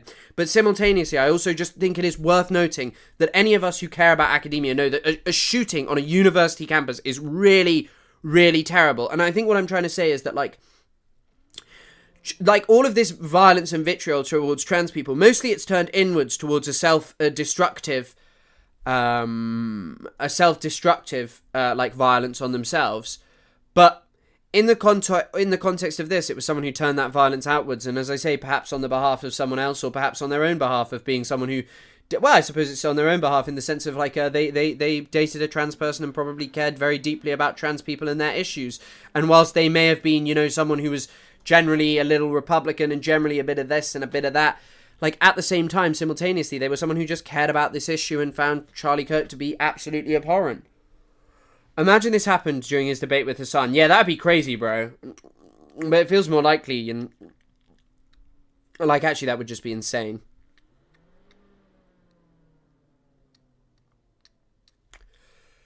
Yeah, I do think that it's scarier if he's just some normal guy rather than, like, some radicalized Antifa leftist. And I think it's also the rise of sort of Luigi Mangione style stuff, that it's a sign of, I think it's a sign of just, like, societal sickness, that there are people inflicting and advocating for such extreme violence and participating in the context of whatever the CEO's name was, that we're kind of at a point, and especially in America, where there's ready access to guns and, like, a degrading society with worse and worse social safety nets and more people with, like, really just terrible feelings about the world and what's going on around us, and a sense of powerlessness, that you take power into your hands. As Mao said, power flows out the barrel of a gun.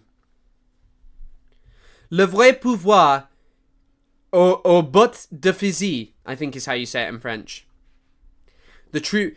An impeachment inquiry has been placed against Donald Trump. He could get booted out if they find he committed the shit he's accused of. That's Tyler Robinson. Yeah, exactly. Luigi wasn't a political extremist, you know? I do think he was just a dumbass 22-year-old with a gun who did not think about the consequences and thought this would be a net positive in the world. A dumbass kid. I think perhaps you're right. I think that perhaps he was just, like, feeling like this was something that, you know, in order to prevent bigotry towards trans people, that he should have shot this guy, should have shot Charlie Kirk, and unfortunately I don't think it'll do anything near that. I think it'll just ramp them up. Do you store all your knowledge in your upper arms? No. I got a big ass fucking head as well. I got a huge ass head. Biden is, this is his account. Who is winning the election? You would know. Biden is in the lead, electoral votes-wise, but there are still some swing states that haven't finished voting, as well as most of the West Coast. Raw votes, Donald is in the lead by a little over 1 million votes. Who is probably going to win? I'm not sure. When will we know? Not until pretty late. but we should have a pretty good idea by the end of the night. Unless it's really close or something. K. In an extremely violent society. Yeah, in an extremely violent society. And don't sit there and tell me, like... And this is what I think is, like, kind of... Ta-Nehisi Coates has, like, a fire article that I think we'll talk about. But I think, like, America is just a profoundly sick and violent society. And capitalism on the whole is violent. And much of that violence is just targeted specifically towards minorities. Because that is... like what, you know, people who want to keep making money and people who want to keep holding power want you to be doing, rather than challenging them and uniting on the basis of class. They want people locked in culture wars, you know, because that shit is way better. And even nationalism and this kind of shit. Why do you think the UAE is sponsoring all of these people in our country? The UAE is sponsoring the far right everywhere. Mediocre Violist is best mod. I mean, there's stiff competition. And I think each of them are brilliant mods in their own right, and they behave very well. Flex your muscles. I did it a while ago, not happening again. But no, I've got a lot of respect for Terra Trove Tales and Henry for all their brilliant PC help. Thank you very much, and obviously the moderation of the chat and being here from the very start. And I think Mediocre Violist has done a fantastic job with the resource list that is brilliant, and it has been just all on them, like, entirely. And so I'm entirely grateful for that. And then obviously you have Silent Scythe, who's making epic videos of me, and then Sarah, who's you know, always moderating, always here, always supporting. And all of them have done fantastic jobs. Tony Soprano Lover, who's very helpful with all of my stuff and is wicked. And yeah, everyone is fantastic in terms of the moderators. I don't think I've missed anyone, have I? I don't think there's any mod I've missed. I guess maybe there's some... I guess Zaina and Lamise, I've missed those two. And they've been fantastic always on TikTok. Oh, and fucking HyperJ, who made the Discord, of course. HyperJ's not in here as much, though, unfortunately. Sadly. Did you see the MAGA guy who made a pro-lynching song right before 2 lynchings? Bro, I didn't see a pro-lynching song, but... I don't even know. I saw that was like an emerging story, but... yeah. Also, I've got to say, Sandy O, thank you for the £2. You didn't say anything, but thank you very much. Mediocre Violist would take a bullet for me. Chad. 100. 100 eaters. Wait, they won't fit in one SUV. I love that my compliment is that I'm always here. You're always here. You're always moderating. You're lovely and very supportive. So, I don't know. I guess it's like easier to talk. Like, I find, you know, people who are moderating, a lot of people have done something specific, but yours is just like a general contribution that I'm incredibly grateful for all of you, like, moderating, for dealing with stuff that, you know, I don't want to deal with and helping to grow the platform, basically. And when I say I don't want to deal with, I mean just in the sense of, like, I don't know, doing all of this stuff on yourself is, like, hard, and, you know, moderating certain things and dealing with this stuff is, like, there's difficult decisions, and I think when there's a group of people, like, looking through them, it's important, and it's helpful. And I'm glad that there's, like, I think there's a growing number of people in here, that's very helpful. Right, okay, anyway. The childhood friend is a member of multiple Discords. I'm a member of multiple goddamn Discords, and I'd be posting crazy shit on them. And also, like, big W's in support to all of you who've been watching for ages. Random Box of Weird, Sophie, Daniel Seagate, all of you who are here constantly. So many. Molten Panda, I remember you guys from the straight. Politics, you know, I'm grateful as well. Except when you say that I keep mentioning your name, but it's actually politics. But yeah, there's, is Silent Sides running the clip channel? No, I run the clip channel currently, and I would actually like someone else to help me with it, but the only reason I'm doing it at the moment is because I like going through stream and seeing what I don't like about when I talk and stuff. Yeah. But, like, God bless everyone who's here. God bless. I'm not religious. But, yeah, thank you for everyone who's here and supports and stuff. And watches every day. And Irene and all these people. But there is one person who I don't even want to talk about, which is that DXR guy. That guy's the bane of my existence. I wake up every morning and I just want to just cry because I know that guy will have left heinous comments towards me. Der X Rider, DXR. He'll have left something just sad and, you know, horrible, and I just know that I'm going to be troubled. I got banned from the bad... What do you even do to get banned from the Bad Empanada Discord? Like, not celebrate, like, the September the 11th enough, or something like that. Or mention that Jewish people, that like Jewish people may have something interesting to say on Palestine, and like in certain contexts, and that maybe there is something to say about that. I don't know that he doesn't like that. I know. Right. Even the goodbye messages he sent in one of our servers where Discord chats are hosted was so hard to believe. We all just thought, what a weird joke to make.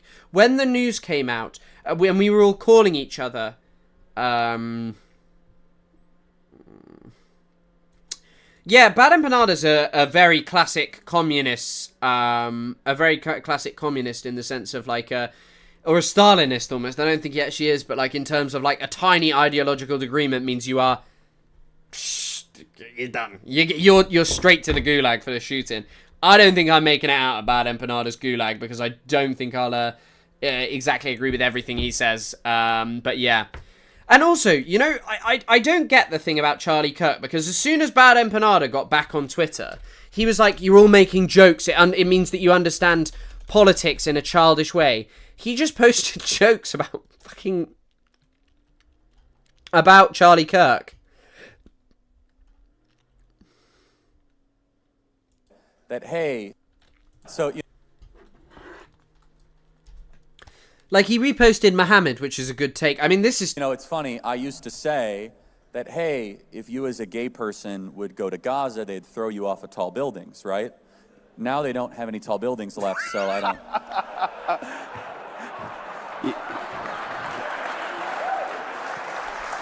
When you mess with the bull, you get the horns. Is that too soon? I'm sorry. Maybe you shouldn't kill Jews, stupid Muslims. I'm like the grift out of people. I really have. I'm thinking about Charlie Kirk as someone who was turning. I just don't see it, because he hated Muslims and he wanted to constantly put down Muslims and all of these things. I don't know if it's tomorrow my episode of it is coming out. Oh yeah, you guys will fucking love this. During the episode, I don't think it'll be included, but there's a bit where Matt was like, is there a plane taking off? Because he thought it was and it was just my PC making noise. But yeah, I mean, this kind of stuff about Charlie Kirk is just despicable. It's like, it's funny, isn't it? Stupid Muslims. Charlie, bro. And if I make a joke about this guy, 60,000 people dying. If I say, hey Charlie, stop talking about the trans people, they're gonna get you. Charlie, you got no neck anymore. Oh no, I'd lose my job. I'd lose my job. Oh no, I'd lose my job. I'd lose my platform. I'd lose everything because of these kind of things. Claims to be anti-trans, transitions into a corpse. Guys, you cannot make jokes about this guy. Guys, I really care about Palestine. You have to cry. If you don't cry over Charlie Kirk and you don't say October the 7th was the most barbaric thing you've ever seen, you go to prison.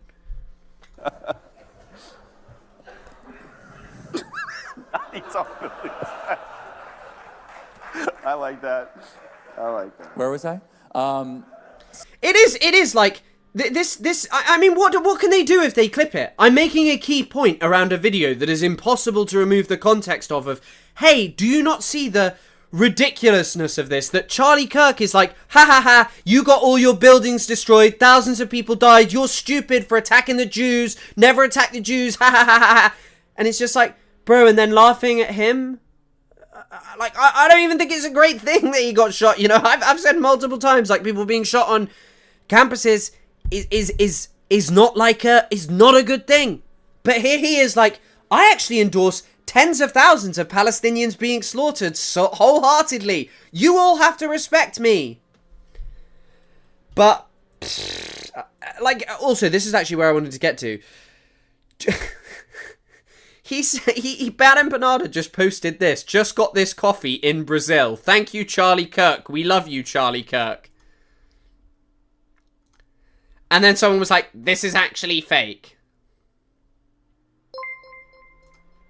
Oh, also, thank you for becoming a member, Sandy. Thank you. A Klaut Vlaslov Pedo Pseudo Third Worldist Code.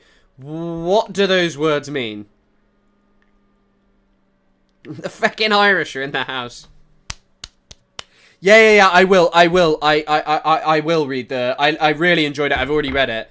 I took some screenshots that I thought I may just go through screenshots, but it's actually not very long, so Yeah, Chocky Hala, get the Brits out, lad. That's what I'm saying today.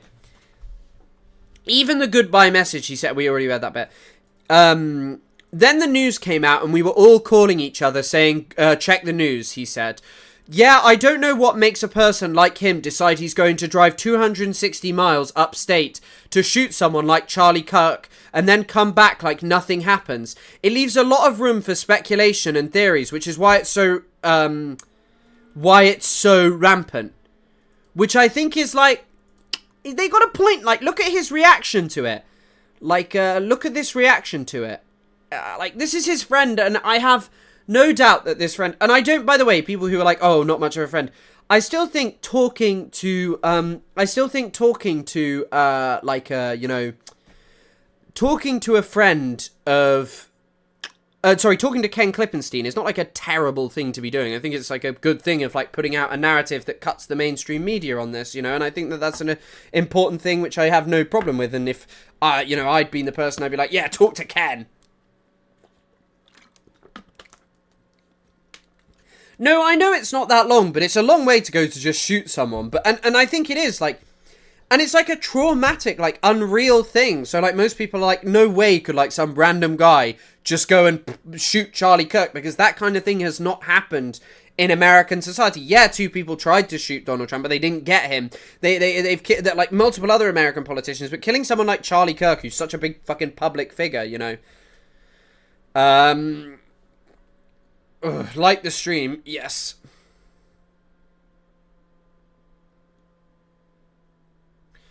Have you seen Candace Owens' video? People have already making conspiracy theories. Isn't it like an hour long? I don't know. I don't know if we'll watch that. Part of the confusion he attributes to Tyler's quiet nature. He was a really super smart guy, but super hard to read. Stone cold poker face. And you could always never be confident assuming anything. When I asked if he opened up to anyone, the friend replied, as far as we knew, he was opened up. Despite his verbal reticence, Robinson was not a loner, according to his friends. Unlike the stereotypical outcast shooter driven to violence by social rejection, he was apparently amiable and well-liked. Regardless of the horrible actions that took place, we must take a moment to remember that God is living and loving God, who loves all his children. A Discord post from another friend posted the day after the shooting reads, while Charlie Kirk's politics were not acceptable to some, I ask that we all say a prayer for him and his family during these confusing times. Bro, that is crazy. Imagine posting like in your own Discord and it's just like someone then just posts, yeah, sorry, I actually just shot Charlie Kirk. Well, yeah, sorry about this, guys. I'm the one who smoked Charlie. Hey, everyone, if you have not seen the news yet, Tyler's post above is true. This was actually after. He was taken into custody earlier today for the shooting of Charlie Kirk. Regardless of the horrible actions that took place, we must take this moment to remember that God is a living and loving God who loves all his children. God calls all his sinners to be his saints. And I ask that you all take a quiet moment to pray for Tyler and his repentance. Sorry, just a quick side note. You're probably noticing this post has 6 love hearts. There are probably way more people in my Discord, hundreds of people, and my posts are not getting 6 red love hearts. Just saying. Just saying. And, like, I don't think I'd be... Not that I even, like, disdain Christians, but, like, just the thought of, like, one of my friends growing up who were, like, by no means, like, all left-wingers. And there's obviously eclectic beliefs in there, but none of them would have sent a message like that. I feel it's unusual. Also, Sandy, shout out. I'm glad to hear that the Irish ladies are enjoying my content. I mean, we know that we've got Sarah in here as well. The Irish, the Canadians, they're loving me.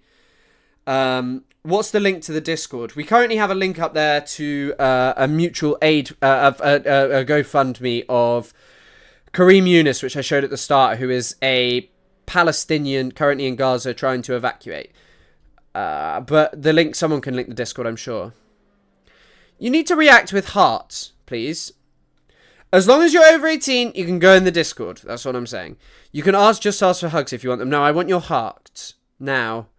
The last message is religious in nature, which just goes to show the apolitical nature of the server. We all have pretty differing views on politics, the friend said of the Discord post. We all just exist as friends and just play stuff. Cat memes, weather updates, home improvement, and the odd Garfield reference populate Robin's post. Maybe Garfield radicalized him. Maybe he hadn't had a lasagna in a long time. Wait, did Charlie Kirk get shot on a Monday?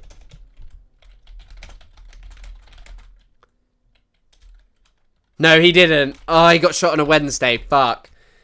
Bro, I'm just saying, imagine if it was a Monday. It would fit with like a Garfield radicalization. I'm thinking. And this is the difference between me and a lot of people in here, actually. I think a lot of you here would not actually be able to make a connection like that or think like that. Whereas this is why I'm actually making this kind of content, you know. You need to post more in Discord. The problem with it all is that normally I start working. I go to the gym and then I start working about like 10 to 11. And I don't finish till 8 p.m, bro. I'm working hard at the moment. There may be a reduced stream this week because building PC, and also I kind of want to try and get this Ethan Klein video done. The Smurfs were really communist. And the Wombles of Wimbledon. Craze, guys. That looks like the Swiss emoji, but the Swiss flag. But that's a big plus anyway. I'm going to eep pretty soon. Very eepy, he said in one post. An intentionally silly misspelling of the word sleep. A common Gen Z convention. This could also be a reference to Garfield, Antifa, Hamas.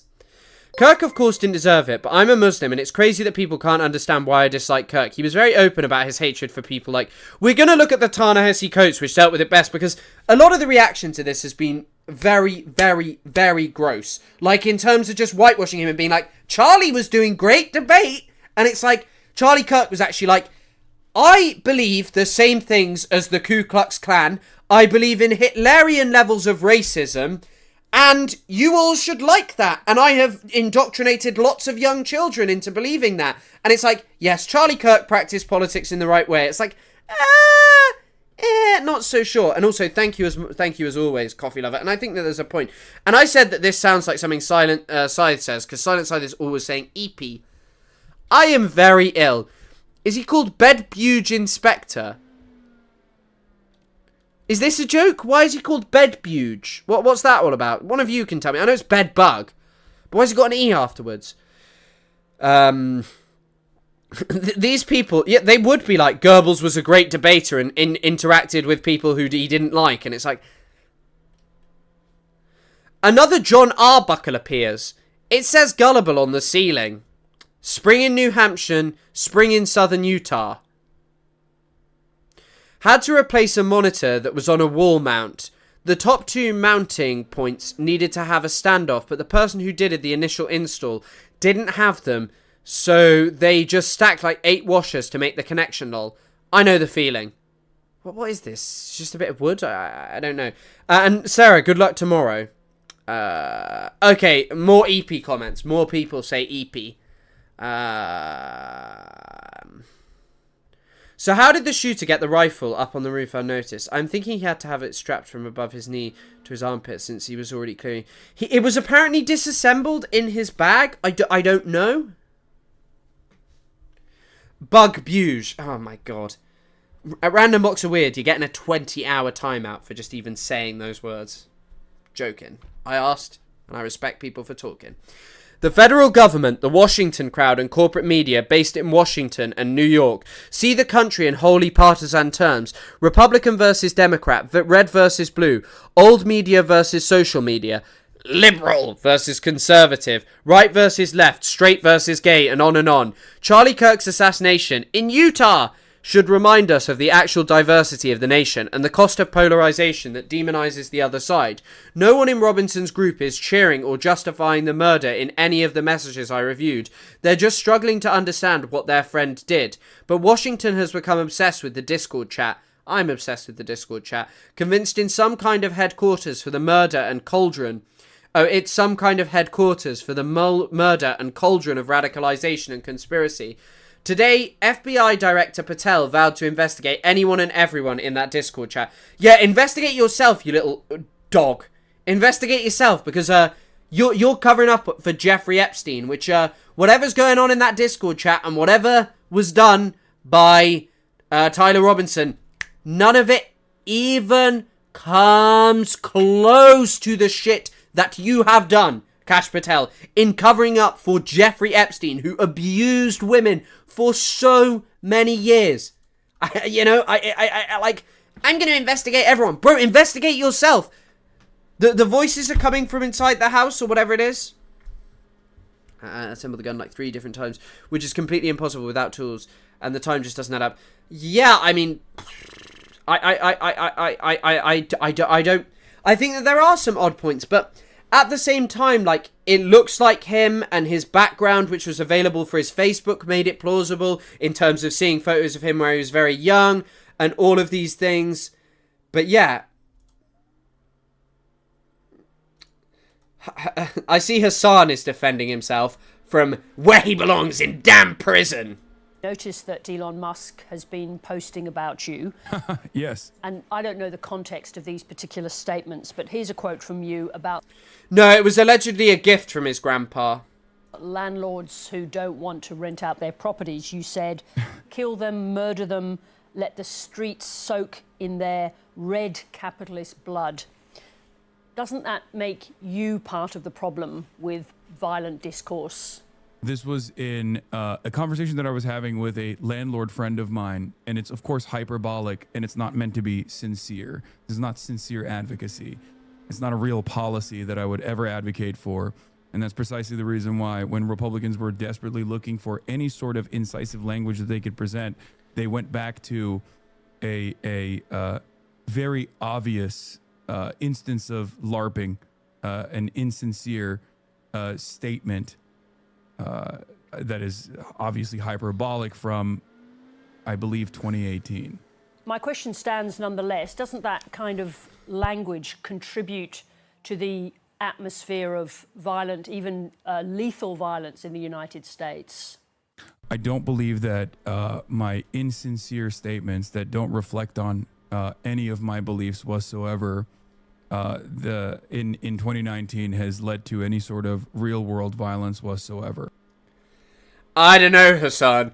You made me shave off my moustache. My moustache had thoughts and feelings as well, and you made me shave that off. So I mean, there's something to say. There is definitely something to be said about your behavior and the fact of, like, how you just think that you've done nothing wrong. Because I'm pretty still upset, and my feelings hurt as well. Guys, right, it's been a nice live for 106 minutes, but oh, don't worry. I'm now gonna go for a pee. I bet I got you all there. I just need a quick pee. Don't know what you can watch. I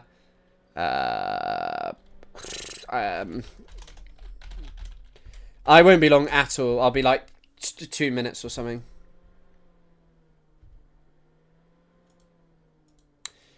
Now we have the pleasure of waiting for this fucking video to load. Yeah, this is why I know I've got 39k. I've had 39k a while. That's why I'm wearing this damn thing.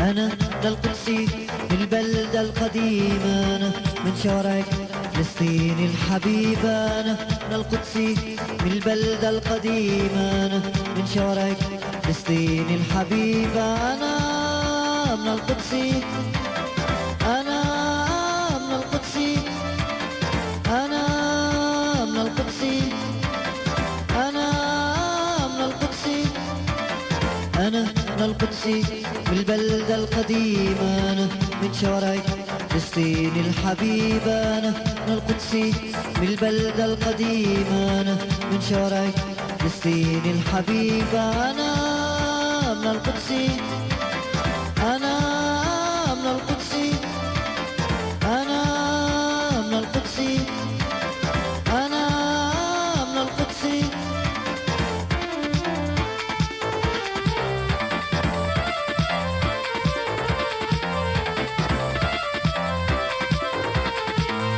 الشوارع في المزارع في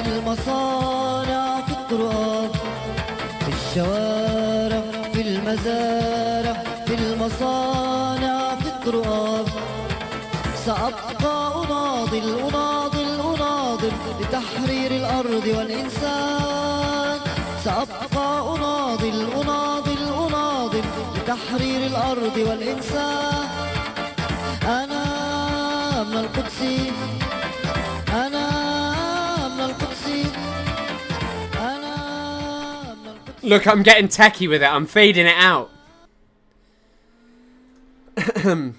God, I lost 50 viewers doing that, which is surprising, but I guess it's not.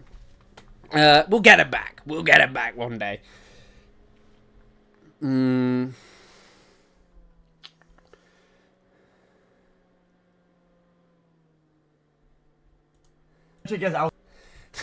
Sorry, I hate this account, but at the same time, XQC apparently, listen to this. And I was watching live the FBI director, and I got a message chat. Even though I think Congress is shit, it's a waste of everybody's time and money.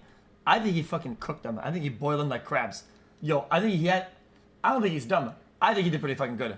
I'll give it a bucket. He boiled them. It is what it is. Is this all that these people do? Just like browse YouTube? Oh, I see. Hassan just went like, it's not the end of the world. Hassan's always going to be a big crossover for me. But I think at a certain point, maybe it'll just be YouTube now. I'm not so... I like TikTok, but I don't know. Yo.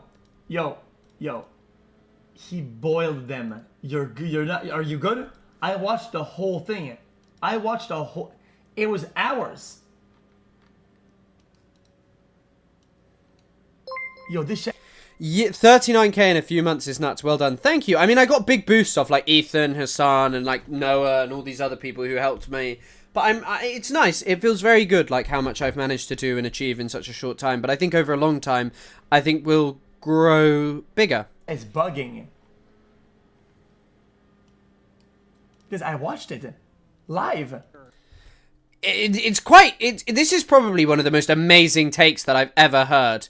I've ever heard that he actually dunked on them. Right, now let's get into some conspiracy theories. Candace Owens has got a lot to say. I am not watching a full Candace Owens. Yeah. So Candace Owens told us the texts are These fake. messages are clearly doctored, is what I would say. They're doctored. Now, they could decide why they're doing that. Tyler's being forthcoming. We're protecting him in some capacity. I find that to be unacceptable.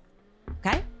Unacceptable. I want every single text message. I want timestamps. It is conspicuous that you are not telling us when this was sent, because it sounds like it's when the campus is on lockdown and he's got to go back and he's got to clean up. And then all of a sudden we're in the next day when his dad is getting clued in after the picture's been released. They're not telling us that, okay? And you have a right to be a little bit uncomfortable about that, because I'm a bit uncomfortable about that. We need full answers. Yeah, these messages... Largely how conspiracy theories operate, and like almost every single conspiracy theory operates. Humans are pretty unreliable narrators and like are unreliable in situations. So what they'll do is they'll say like, well, this bit of information isn't explainable, but there's so much information that comes out of these things. But yeah, and also, by the way, most men would keep a promise about, goodness me. And by the way, this is a bit of a bombshell. I didn't know if I wanted to tell you this, but Tony Soprano lover is XQC. People that are telling. Okay, right now we've got. Let's listen to some other Candace Owens thoughts on things. At just within 48 hours before Charlie passed away, his top Jewish donors were pulling funding from him, demanding that Charlie take their name off of the building that they had donated to Turning Point. I guess I can figure out who that is, how many people could have donated a building. And then once Charlie was killed, they said, never mind, put it back on the building. Okay. Charlie himself had alluded to a tremendous loss of money coming in. And we'll speak about that more. More people are going to come out with information. This is all inevitable. Okay. And I'll also point you in this direction. You guys remember Bibi recently was on a PR blitz, despite the fact that he was, fighting this 96,000 front war because Israel didn't do nothing. That's actually quite funny. A 96,000 front war. I mean, it's pretty apt because every single fucking time Bibi Netanyahu goes on and he's like, we're fighting a war on 7 fronts. with the Houthis, with the Hezbollah, with Hamas. These are radical evils. These are the worst things to ever know about. I mean, I'm so scared and I'm so poor. Have any of you seen the guy who does the Netanyahu Burger King thing? Sorry, this is completely off topic, but I feel like...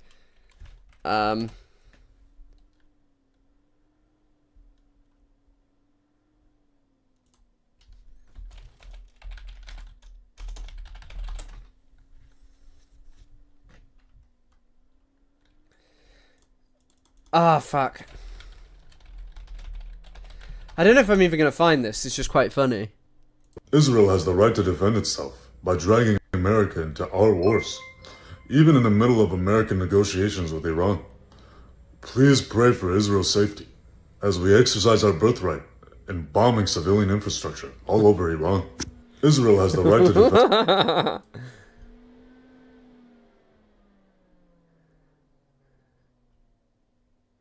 I just want to see if I can find... Yeah, here you go. Wow, two of my favorite things, a Burger King and a playground. I'll eat at one and bomb the other. Wow, two of my favorite things. God, I was trying to scroll down in the comment section to find something slightly less bad than a photo where it looks like Netanyahu is banging Trump, and then the one below it is just someone posting Nick Fuentes doing a salute of a certain variety. That person is instantaneously blocked, by the way. But yeah, that's funny. Okay. He was doing a ton of podcasts in America. He went on to Patrick Bet-David's podcast. He went on to Brennan Tatum's podcast. He went on to the Nelk Boys podcast. Anybody find it weird he didn't do Charlie Kirk's show? Homie very quickly told us that Bro, he didn't do Ben Shapiro's show. Charlie was implied that Charlie was penning love letters to him in May. I just love you so much. It's amazing. They were so close. The boys just hits him up like, hey, I know we're fighting this 97,000 front war because we're always the victims, but do you want to just come and maybe stay at my place for the weekend here in Israel? Like, that's the vibe that Bibi was rushing to present to the media. So why didn't he do Charlie Kirk's show? I'll leave it as a question for you guys. Common sense. Common sense, okay? I don't like small lies. And remember, Bibi started this. I am responding to his shamelessness. Shameless misrepresentation. I mean, there's definitely a shamelessness to just the element of just being like, yeah, first thing we're going to do after Charlie Kirk dies, where none of us care actually about him, is just use it to say, yeah, it's okay to basically just kill and murder and just do more things because, you know, that's what we do. Presentation of what Charlie was going through and what... We must give critical support to Candace Owens. Yeah, I'm just going to start being like, yeah, I believe exactly what she's saying. I mean, maybe you're not wrong there. Charlie was saying. Because, and I want to be clear, to me right now, it feels, and I'm using a corporate term here, a bit like a hostile takeover, okay? Charlie builds the company organically on the basis of Charlie and Charlie's honest ideas. Suddenly, that company's got a lot of money, and Charlie's honest ideas are starting to change or maybe add more color. And now he's getting financial threats. He's being called names. He increasingly... he's being told who and what he's allowed to speak to, and he's taking a stance. He's taking a stand privately up to these people, and then it doesn't matter anymore because Charlie's dead, and those very same people who were pressing him are now doing, like, very quickly, trying to set in stone that, oh, Charlie, essentially, the energy is Charlie died for Israel. He's just one of us. Nobody ask any more questions. That is literally untrue, and we're not going to allow it, okay? It's just not true. Yeah, I mean, I just find it, and as you're saying, like, he never stepped outside of the Trump line. There is certainly a white supremacist Zionist schism, and Charlie bridged both of them, but Charlie was never going to turn on Trump. Well, it's also that one of Charlie Kirk's final tweets was, Islam is the sword used to slit the throat of America. And the enemies are wokeism or Marxism combining with Islamism to go after what we call the American way of life. And the American way of life is very simple. I want to be able to get married, buy a home, have kids, allow them to ride their bike till the sun goes down, send them to a good school, have a low crime neighborhood, not to have my kid be taught the lesbian, gay, transgender garbage. That's exactly what I'm worrying about in my school. That's exactly what I was taught at school. And look what's happened to me. I now make content on the internet. I am doomed. I am finished. I'm finito. It's done for me. I'm cooked in the brain. And I can't find the video that you sent. I can't find the video that you sent at all. Because it's Russia Today is banned in the UK. In their school. While also not having them have to hear the Muslim call to prayer 5 times a day. That's important. We want the American way of life, which is, by the way, Christendom. Christians, our sacrifice, our toil, our vision, the outgrowth of the scriptures gave us Western civilization. And this is where I think is a great rallying cry. Doesn't matter if you're Hispanic, doesn't matter if you're... By the way, this has literally been Israel's propaganda since its inception. Ever since its inception, Israel has said, we are the bastion of Western civilization opposed to barbarism in the Middle East. If you're Asian, doesn't matter if you're black or white. Everybody. If you are Christian and Jesus Christ is your Lord and Savior... I've literally only ever heard the call to prayer in Istanbul. I guess I didn't live in London long term, but in London I have never heard the call to prayer. And they've turned London into a Sharia law Muslimic country, so... These two threats are combining forces to come after us. And this is just like classic anti-Middle Eastern... anti left-wing, anti-Palestinian content that has been coming out for ages. This is the exact same narrative of paid shills, other paid shills for Israel. One of the biggest examples of a paid shill for Israel who talks exactly like this is Alika Labon. I mean, I don't even know what fucking Alika Labon is up to, but Alika Labon has been on this shit. What I think this changes is actually that the Emiratis are pumping in more money and telling them how to talk about this kind of stuff. I mean... Trump announced... Today, Time magazine shared a deceptive graph claiming that most political violence comes from the right to dismiss the very, very real, unsettling danger of the rise of extremist leftist ideology in recent years. 2 important things must be clear. First, the chart admits it's totaling all political violence in the US since 1975, when, of course, racially motivated violence from the right was historically higher and has only decreased because of acknowledgement. Many of us who were once deep in the left, including myself, abandoned it precisely because recognizing the extremism rising around us from 2023 onwards. Now, if we are to track the politically motivated killings in the US from 2023 on, from when we basically all got a hunch that maybe this isn't just about humanity and love, when the people are thrilled over murder, we see the same data from the same research level that indeed, in the past 2 years, killings on the left have dominated the US. That's not true. Per the provided data, there have been 4 killings by right-wing extremism, 6 by left-wing extremism, 7 if you include Mohammed Sabri Solomon, who threw a Molotov cocktail and killed a woman who said, bring them home, while shouting Free Palestine. The data admitted struggles to differentiate between leftist and Islamist ideology.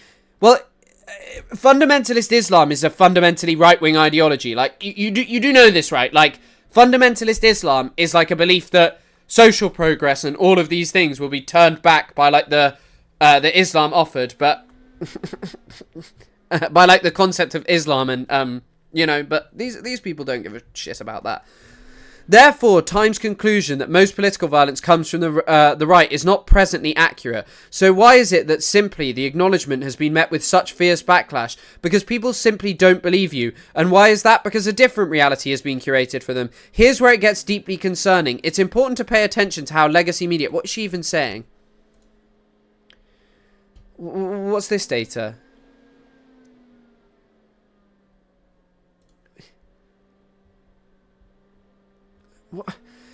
What is this post? What is this post?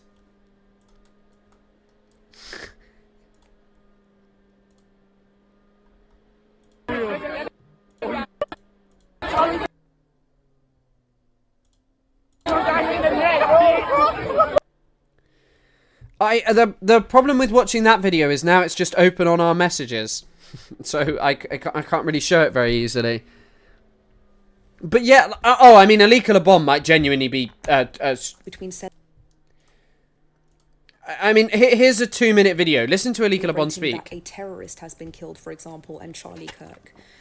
First of all, it should go without saying, right? The difference between, Hitler and your neighbor Tommy, who you disagree with, but Morality aside, there is actually a legal and political basis for this.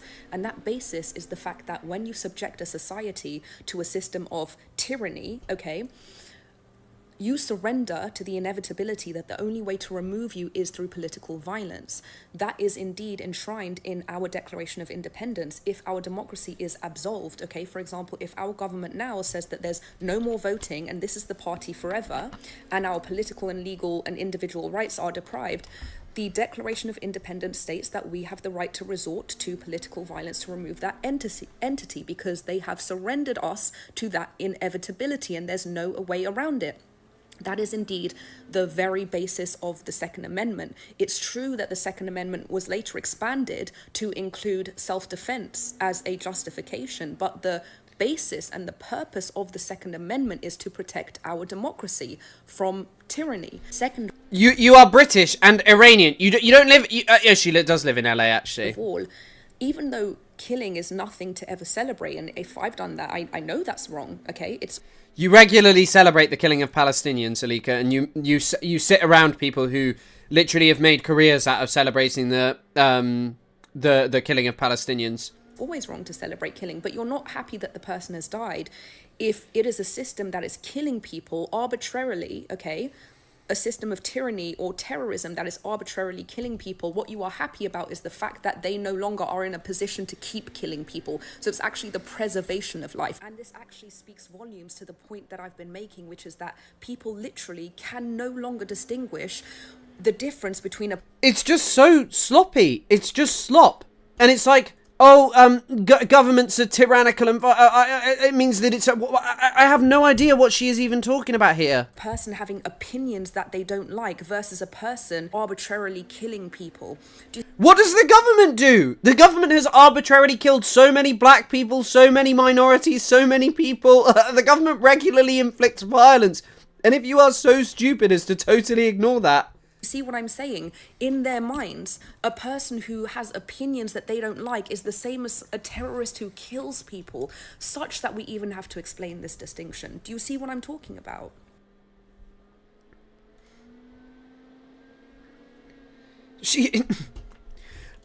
Wokeism taught an entire generation that terrorists aren't terrorists, yet those they disagree with because they don't understand them must be killed because they're terrorists. Not knowing who killed Charlie Kirk, I can tell you what killed Charlie Kirk. And the reason I can tell you that is because it is part of a pattern. And that is a pattern that can no longer be ignored. I will remind you once again, the October 7th massacre, the killing of...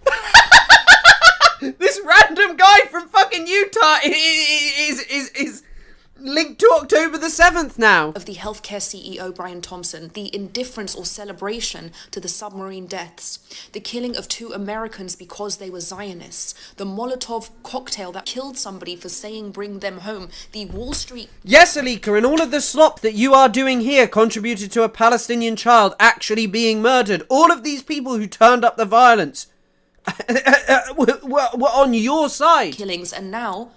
the killing of Charlie Kirk. Do you know why we have to be very specific about identifying the root of that pattern? Because we cannot fix what we don't acknowledge. So let's acknowledge it.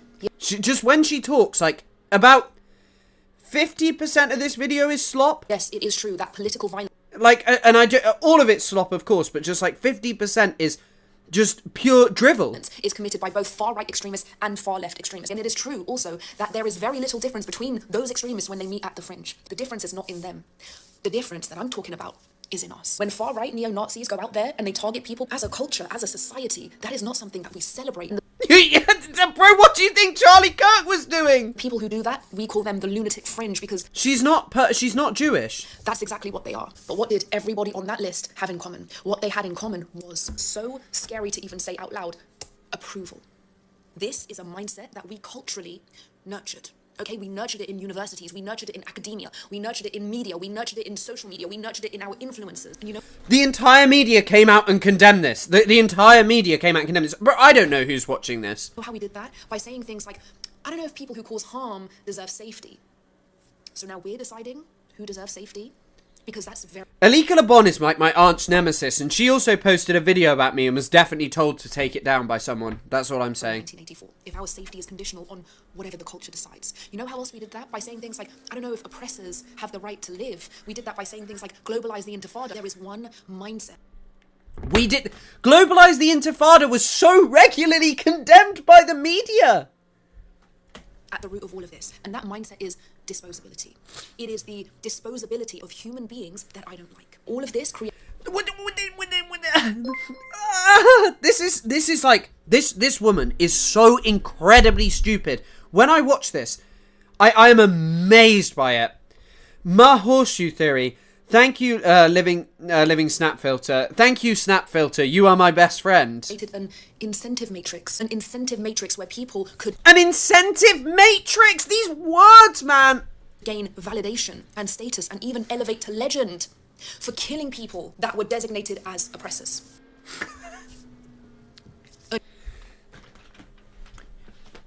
What do you think the French Revolution is? What do you think America's history of being, like, joyful about kicking the British is?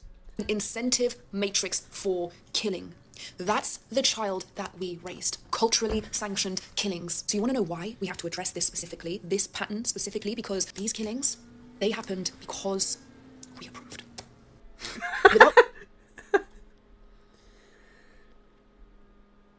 I used to passionately fire back against Charlie Kirk on X. I chastised him for opposing regime change in Iran. Some things he said made my blood boil. Made me boil with rage, sorry. But I don't know what language to explain the people that killing to people that killing someone because they disagree with you is psychotic. I feel sick to my stomach learning that a new father and husband had been shot and killed. I said it after October the 7th and nobody listened. Instead, the world celebrated Hamas's freedom fighters. This woman goes on panels with eugenics fans. Her body language makes me so uncomfortable. I don't know what she's doing. She's so weird. And ugh. This woman. Ugh. Ugh. Ugh. That's how she makes me feel. She makes me feel angry. And she makes me feel angry because she rakes in money from this crap as well. I said it after Brian Thompson and nobody listened. Instead, the world championed Luigi Mangione as a hero of the oppressed. Luigi Mangione wasn't even really all that all that celebrated specifically by the left. Yes, the left generally celebrated him. But do you remember when Ben Shapiro uploaded and Ben Shapiro's own audience were like cooking Ben Shapiro about like, actually, this speaks to a wider problem. And because Alika LeBon has no idea what she's talking about, she's never bothered to do any research, and this is all a grift where her points are dictated to her. She would never consider that what people liked in Luigi Mangione wasn't just like, wow, oppressed and oppressor. It's like, hey, American healthcare is really, really violent. American healthcare is really extreme and targets some of the weakest and poorest in society. But she doesn't know anything.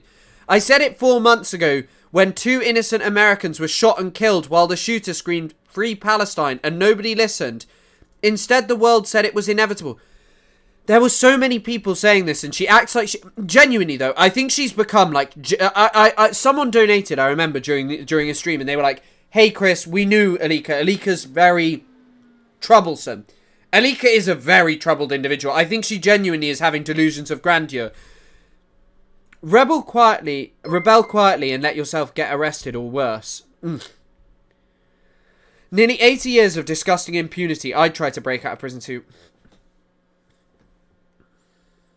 2 Israeli consulate employees. Just 2 innocent Americans.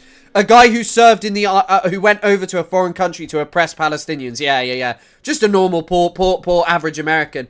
I said it just last week when a school shooter's manifesto was found inscribed with all of the same rhetoric above. His manifesto said Israel must fall. 6 million was not enough. These were genuinely deeply anti-Semitic, problematic things. And he also said the N-word. He also referred to Hispanic people as the slur for Hispanic people. He was clearly... I don't know the pronouns, but anyway, they were clearly a very troubled individual who was obsessed with other mass shooters. And yet I'm meant to believe that they actually had the same ideology as just everything you said here?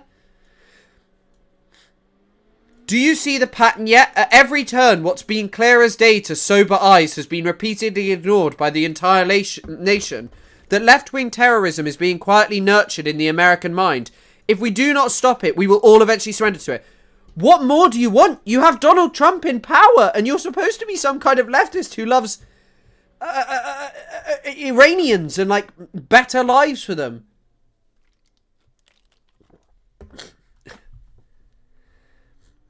If we allow left-wing extremism to saturate every facet of our society, media to education to social media, spearheaded by radicalized influencers, it will be the death of our tolerant societies. Hi, Alika! Why did you go on a UN Watch panel with Nick Matau, someone whose entire career is based around laughing at Palestinians and their suffering and making pro-Israel content? Why did you appear on this panel? I just found there's someone who posted me in it, Iran United. But she is an awful person. It will be the death of plurality and dissent. It will be the death of democracy above all. It will be the death of us. Now look, how much longer can we keep ignoring this? America, are you awake now? Why were you, Alika, with the Shah of Iran and his son, the son of the Shah of Iran? Why?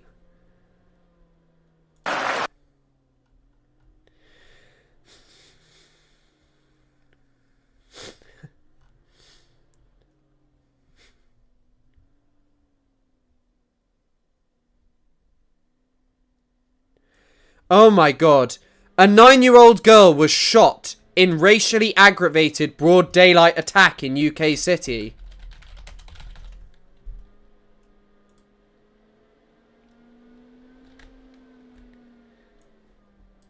Girl 9 traumatized after racist airgun attack.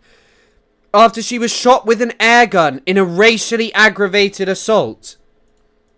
Avon and Somerset, she wants the Shah back. Yeah. The Shah of Iran. Yeah, I know I do, but I don't have a tissue or anything, so... Sorry.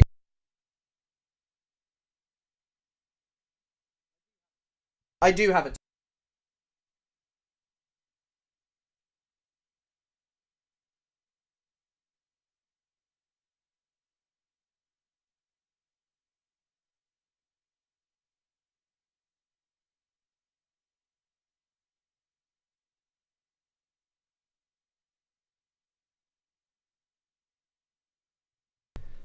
This is just like...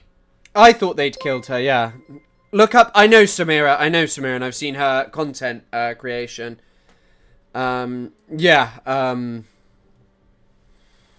Man-sized tissues for a big man-sized mess.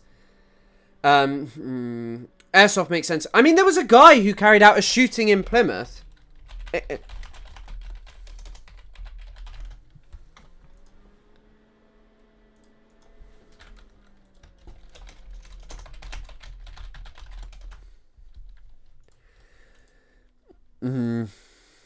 In 2021, there was a shooting by Jake Davidson had a physical altercation with his mother, during which he reportedly grabbed her by the throat and prevented her leaving the bedroom.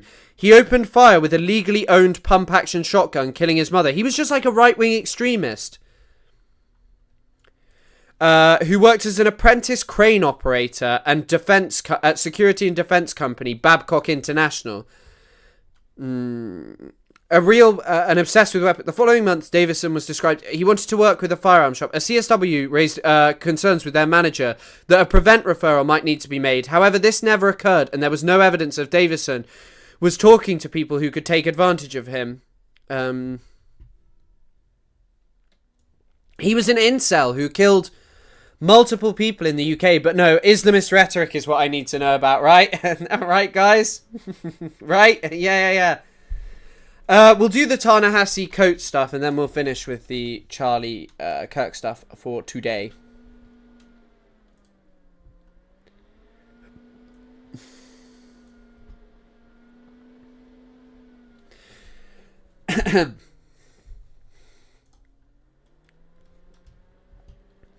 Before he was killed last week, Charlie Kirk left a helpful compendium of words, ones that would greatly aid those who sought to understand his legacy and import. It is somewhat difficult to match these words with the manner which Kirk is presently being memorialized in mainstream discourse. NYT columnist Ezra Klein dubbed Kirk one of the era's most effective practitioners of persuasion and a man who was practicing politics in the right way. By the way, just on this topic of Charlie Kirk and practicing politics in the right way, even as a leftist, this Ezra Klein guy must be speaking about, like, online radicalization. Why are you talking about this in a positive way? Why would you talk about this in any positive way? Like, ugh.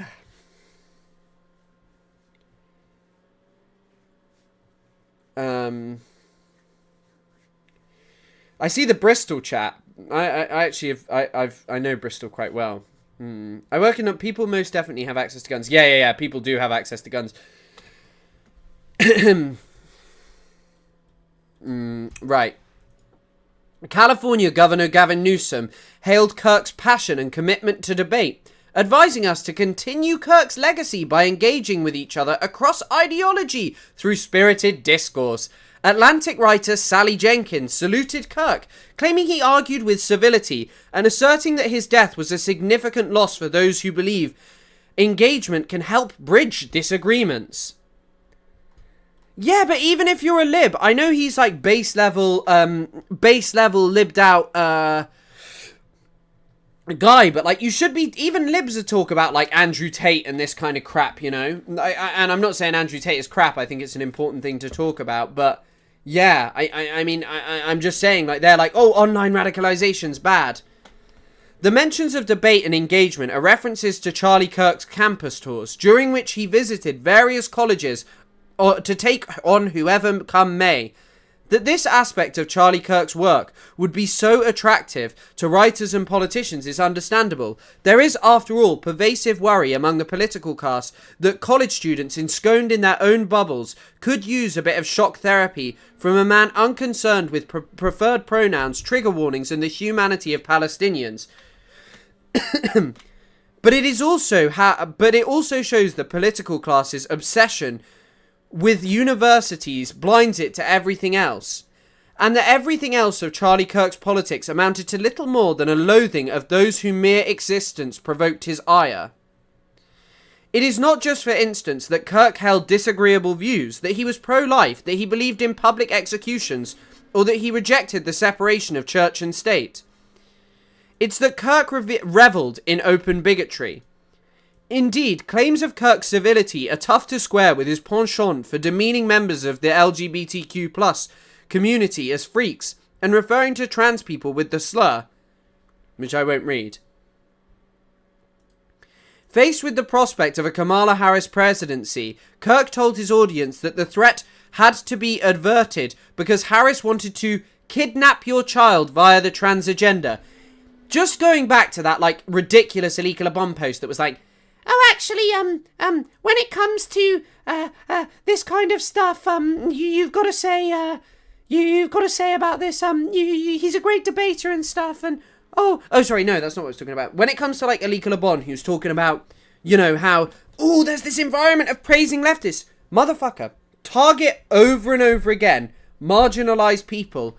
Oh, sorry, yeah. Target over and over again marginalized people, and blame them for all of your problems, and you create an environment where people want to take matters into their own hands.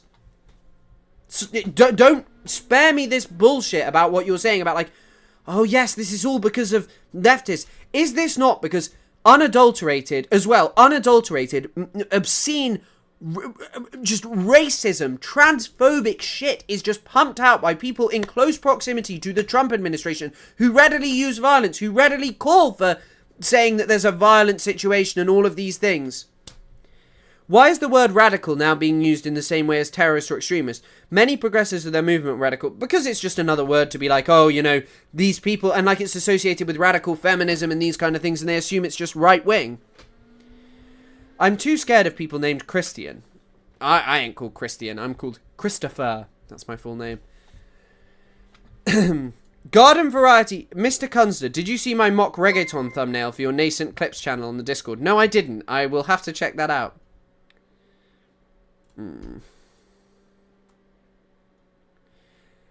But thank you for being a member, Nixon, for 2 damn months.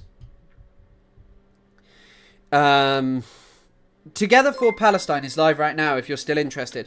Madness Arcade, thank you for the donation. Unfortunately, I didn't make it because I kind of wanted to stream because I have some other stuff cooking to do with another video that I'm going to make and write tomorrow. So I'll have to let you know about live tomorrow. It kind of depends how much news there is and stuff. But yeah.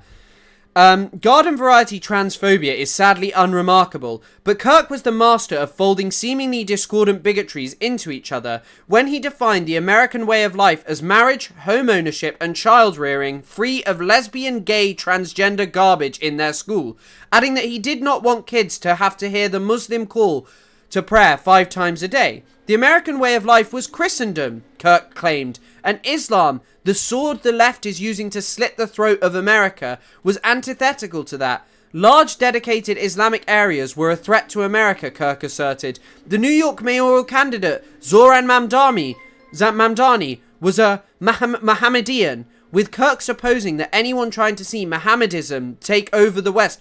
Bro, this is like Orientalism of like a bygone era. Racism against Muslims, calling them Mohammedans is crazy stuff. Because this is like just an ancient term for speaking about Muslims. Hope you can watch the stream still. I hope I can watch a bit at least. Yeah, I didn't really know what was going on though. I would like to hear the Muslim call for prayer 10 times a day. Millions and millions and millions of times. I'm not going to stream too much longer, and we've still got one thing to cover, so I don't know if I'd have time to watch it on stream. And also, copyrighted music, couldn't watch it on stream. Would get the whole stream demonetized. Would love to have New York a prior Anglo centre under Mohammedan rule. Kirk habitually rallied against black crime, claiming that prowling blacks go around for fun to go target white people. Once again, this is Hitlerian language. Hitler spoke about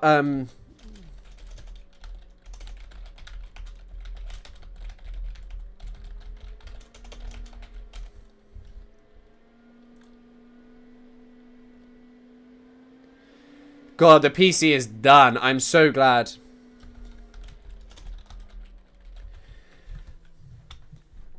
Can I just read you a quote from... this is a quote from Mein Kampf. With satanic joy in his face, the black-haired Jewish youth lurks in wait for the unsuspecting girl whom he defiles with his blood, thus stealing her from her people. Prowling blacks go for fun to go target white people. I don't know, bro. It's a good, healthy debate. Clips from the stream. If something is interesting. Maybe for tomorrow. Yeah. Ethan cried for this guy, by the way. Yep.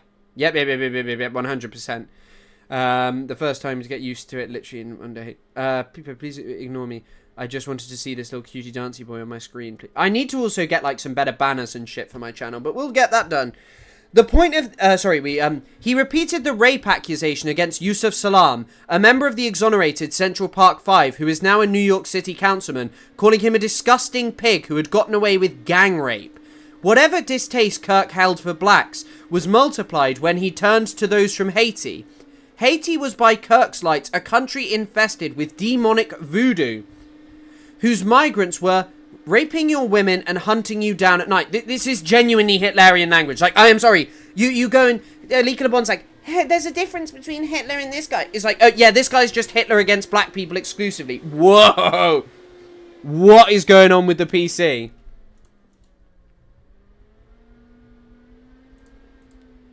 Fuck.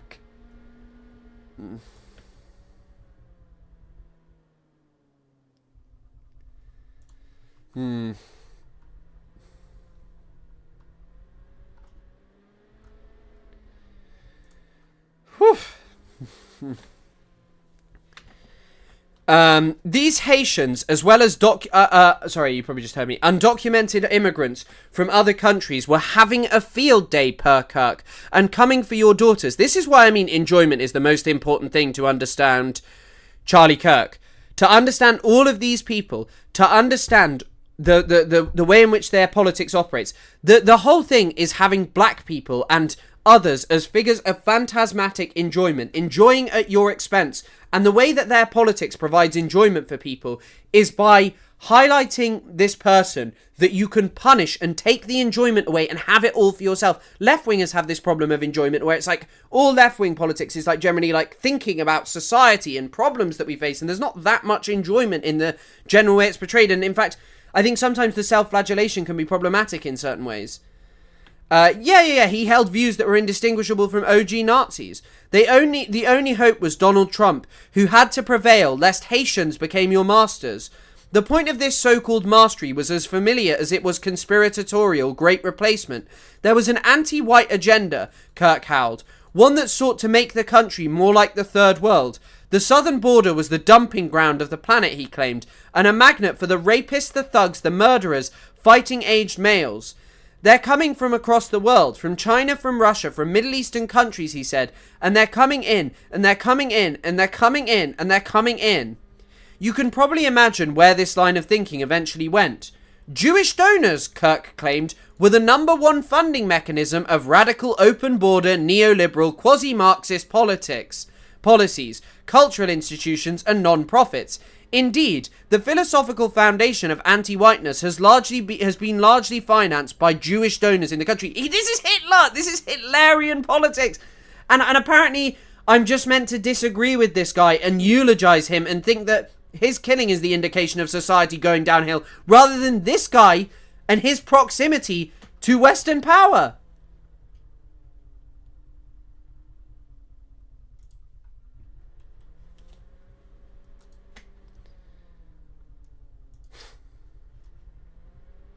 Kirk's bigotry was not personal, but extended to the... this is the line I didn't understand. Was not personal, but extended to the institution he founded, Turning Point USA. Did he mean not just personal? Yeah, you would think Ethan Klein would be crying over the anti-Semitism here, but, you know, and the anti-Semitism of Kirk, and thinking, hey, Charlie Kirk... But I assume he'd post, like, a video about Hassan where he's like, I'm so sad he's dead. I'm so sad that I advocated for it. Crystal Clanton, the group's former national field director, once texted a fellow Turning Point employee, I hate black people. Like, fuck them all. I hate blacks. End of story. One of the group's advisors, Rip McIntosh, once published a newsletter featuring an essay from a pseudonymous? I know it's pseudonymous. Pseudonymous, yeah, that's how you say it. Pseudonymous writer that said blacks had become socially incompatible with other races, and that black culture was an unfixable and crime-ridden mess. In 2022, after 3 black football players were killed at another college, Meg Miller, president of Turning Point USA's University of Missouri, joked in a social media message, if they would have killed 4 more N-words, we would have had the whole week off. Kirk subscribed to some of the most disreputable and harmful beliefs that this country has ever known, but it is still chilling to think about those beliefs would be silenced in a gunshot. The tragedy is personal. Kirk was robbed of his life, and his children and family will forever live with the knowledge that a visual record of that robbery is just an internet search away. And the tragedy is national. Political violence ends conversation and invites wars. Its rejection is paramount of a functional democracy and a free society. Political violence is a virus, Klein noted. The assertion is true. It is also at odds with Kirk's own words. It's not that Kirk merely, as Klein put it, defended the Second Amendment. It's that Kirk endorsed hurting people to advance his preferred policies. In 2022, when Kirk was frustrated, for instance, by the presence of Leah Thomas on the University of Pennsylvania's women's swim team, Kirk did not call for spirited discourse. Instead, while discussing a recent championship tournament, he said he would have liked to have seen a group of fathers descend from the stands. Sorry.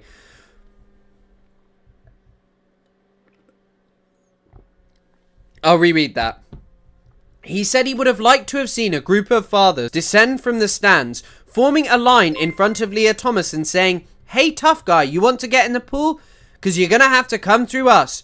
Mere weeks before his death, Kirk reveled in Trump's deployment of federal troops to DC. Shock and awe force, he wrote. We're taking our country back from these cockroaches. Again, Hitlerian discourse. And in 2023, Kirk told his audience that then President Joe Biden was a corrupt tyrant who should be put in prison and or given the death penalty for his crimes against America. Love when the whitest people define black culture, 100%.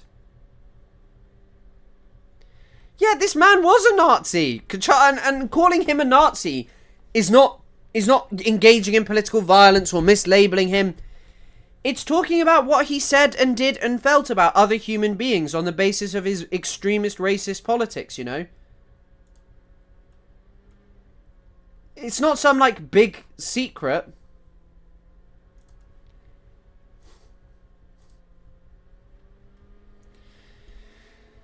What are we to make of a man who called for the execution of the American president and then was executed himself? What are we to make of an NFL that on the one hand encourages us to end racism and on the other urges us to commemorate an unreconstructed white supremacist?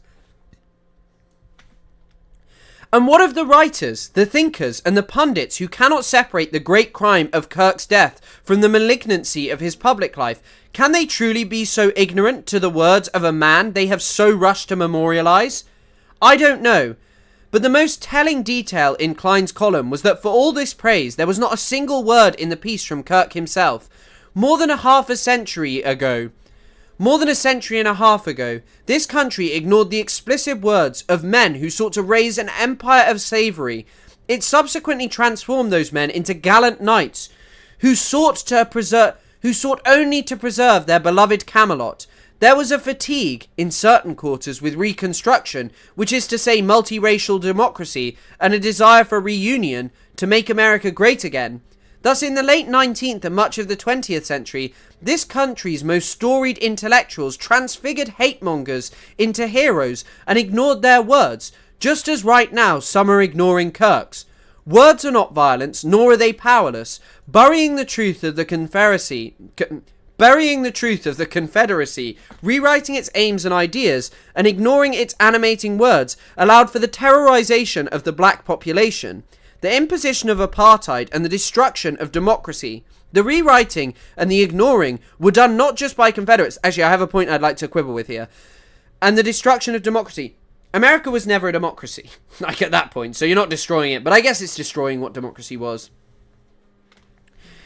The rewriting and the ignoring were done not just by Confederates, but also by putative allies, for whom the reduction of black people to serfdom was the unfortunate price of white unity. The import of this history has never been clearer than in the moment when the hard question must be asked. If you would look away from the words of Charlie Kirk, what else would you look away from? Fire! This is fire. I think when you're talking about Charlie Kirk just going, I disagreed with him, is not enough. You should feel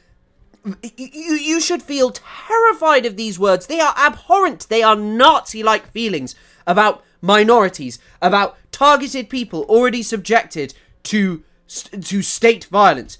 Do not sit here and tell me, I just disagreed with him a bit. Tell me what you thought about this man's violence and his bullshit. This is a very good article. This is very good, and I think it touches on how I feel, in the sense of, like, I'm never ever going to sit there and tell you, as I say, I want people to go to university events. I don't want to see people getting fucking shot at university events.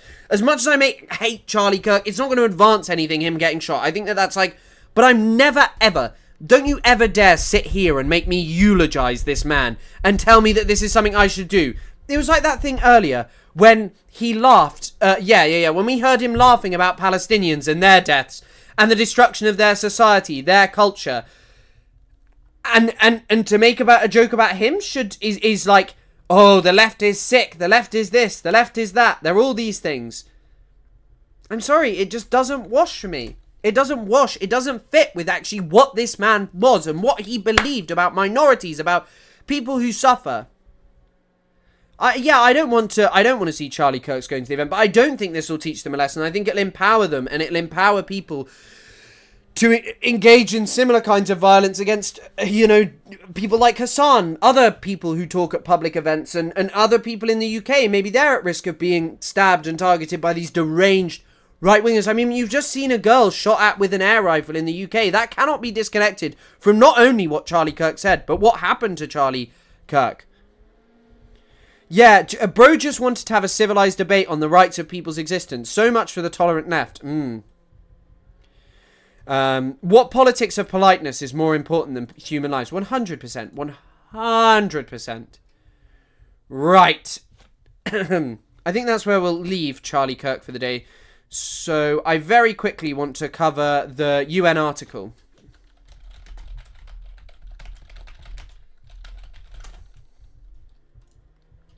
So we'll do it from Middle East Eye, our friends over at the Eye.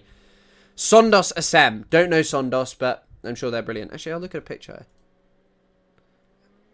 I don't know Sondos. Asim. Right. The UN's top investigative body on Palestine.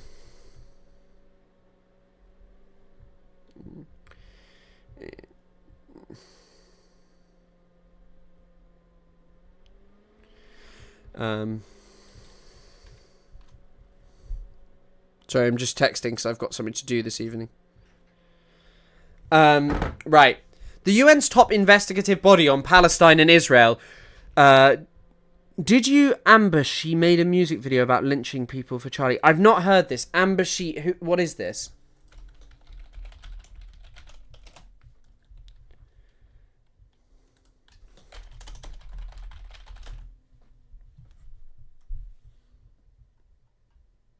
I don't know what you're talking about. I don't know what you're talking about. I don't know what it is.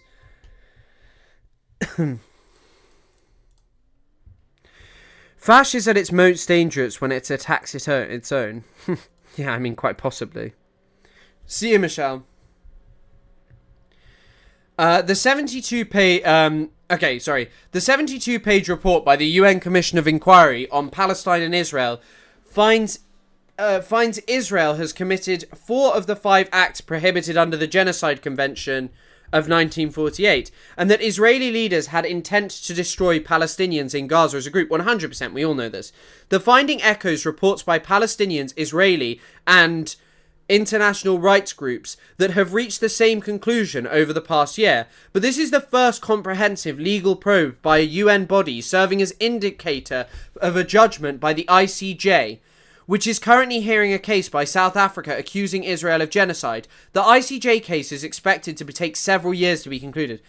I would say that this is like one of the most significant things in that, like, you'll kind of see in here like something that is giving us a much more like, hey, a UN body is concluding Israel is doing fucking genocide. But that's not surprising because it's what Israel is doing. What did the German government say? The UK government hasn't even spoken about this, and we were meant to believe that they were all turning on Israel. For the finding on Israel's responsibility for its conduct in Gaza, the Commission used the legal standards set forth by the International Court of Justice. This is therefore the most authoritative finding emanating from the United Nations to date. Navi Pillay, the Commissioner's chair, told Middle East Eye. Middle East Eye exclusive. Reports generated by the UN, including by a commission of inquiry, bear particular probative value and can be relied upon by all domestic and international courts. Pillay, a prominent jurist who previously served as the UN High Commissioner for Human Rights and the president of the International Criminal Tribunal for Rwanda, said all states had an unequivocal legal obligation to prevent the genocide in Gaza. She also urged the UK government to review its stance on the Gaza genocide, including its refusal to label it as such. Yeah, this is why, I mean, the UK government not labeling it as such, ridiculous. The obligation to prevent genocide arises when states learn of the existence of a serious risk of genocide, and thus states, including the UK, must act without the need for a judicial determination to prevent genocide. Another member of the Commission, Chris Sidotti, told MEE Middle East Eye that states must act now to prevent genocide. There is no excuse now for not acting, he said. The UN report will remain the most authoritative statement until the ICJ completes and rules on the genocide case brought against Israel. It is big news in some sense, but who will be convinced this that has not been convinced until now? 100%, 100%. I think what they're saying is that, like, hey, this is a very, very authoritative authoritative finding from like a significant board talking about, hey, Israel is doing genocide against Palestinians, and we have investigated, and this is the conclusion that we are coming to. And I think that that's where the significance of this draws from. But I think at the same time, you're right. Who's going to change their mind? These governments don't give a fuck about Palestine, and they didn't give a fuck about a UN ruling, and they won't give a fuck about anything else. The report is due to be presented to the UN General Assembly in October. It calls on UN member states to take several measures, including halting arms transfers to Israel and imposing sanctions against Israel and individuals or corporations that are involved in or facilitating or incitement to commit the crime. The report concluded that Israel has committed genocide against Palestinians in Gaza since the 7th of October. And it was only up to the 5th of July, by the way. And it met 4 of the parts. It just didn't meet the bit about transferring children. So killing members of the group, causing serious bodily...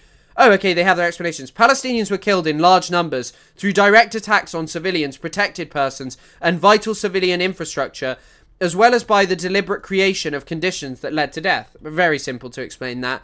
Causing serious bodily or mental harm. Palestinians suffered rape, torture, sexual assault, forced displacement, and severe mistreatment in detention, alongside widespread attacks on civilians and the environment. By the way, also Israel celebrates that. Like, Israel openly celebrates what they are doing against Palestinians. I mean, it's so funny, because when I'm debating, like, these morons on TikTok, which I guess is kind of the problem with TikTok in a sense, but, like, they were like, no, they're not doing genocide because I said so, because they don't meet the definition. Bro, these are people investigating it. This is the UN investigating it.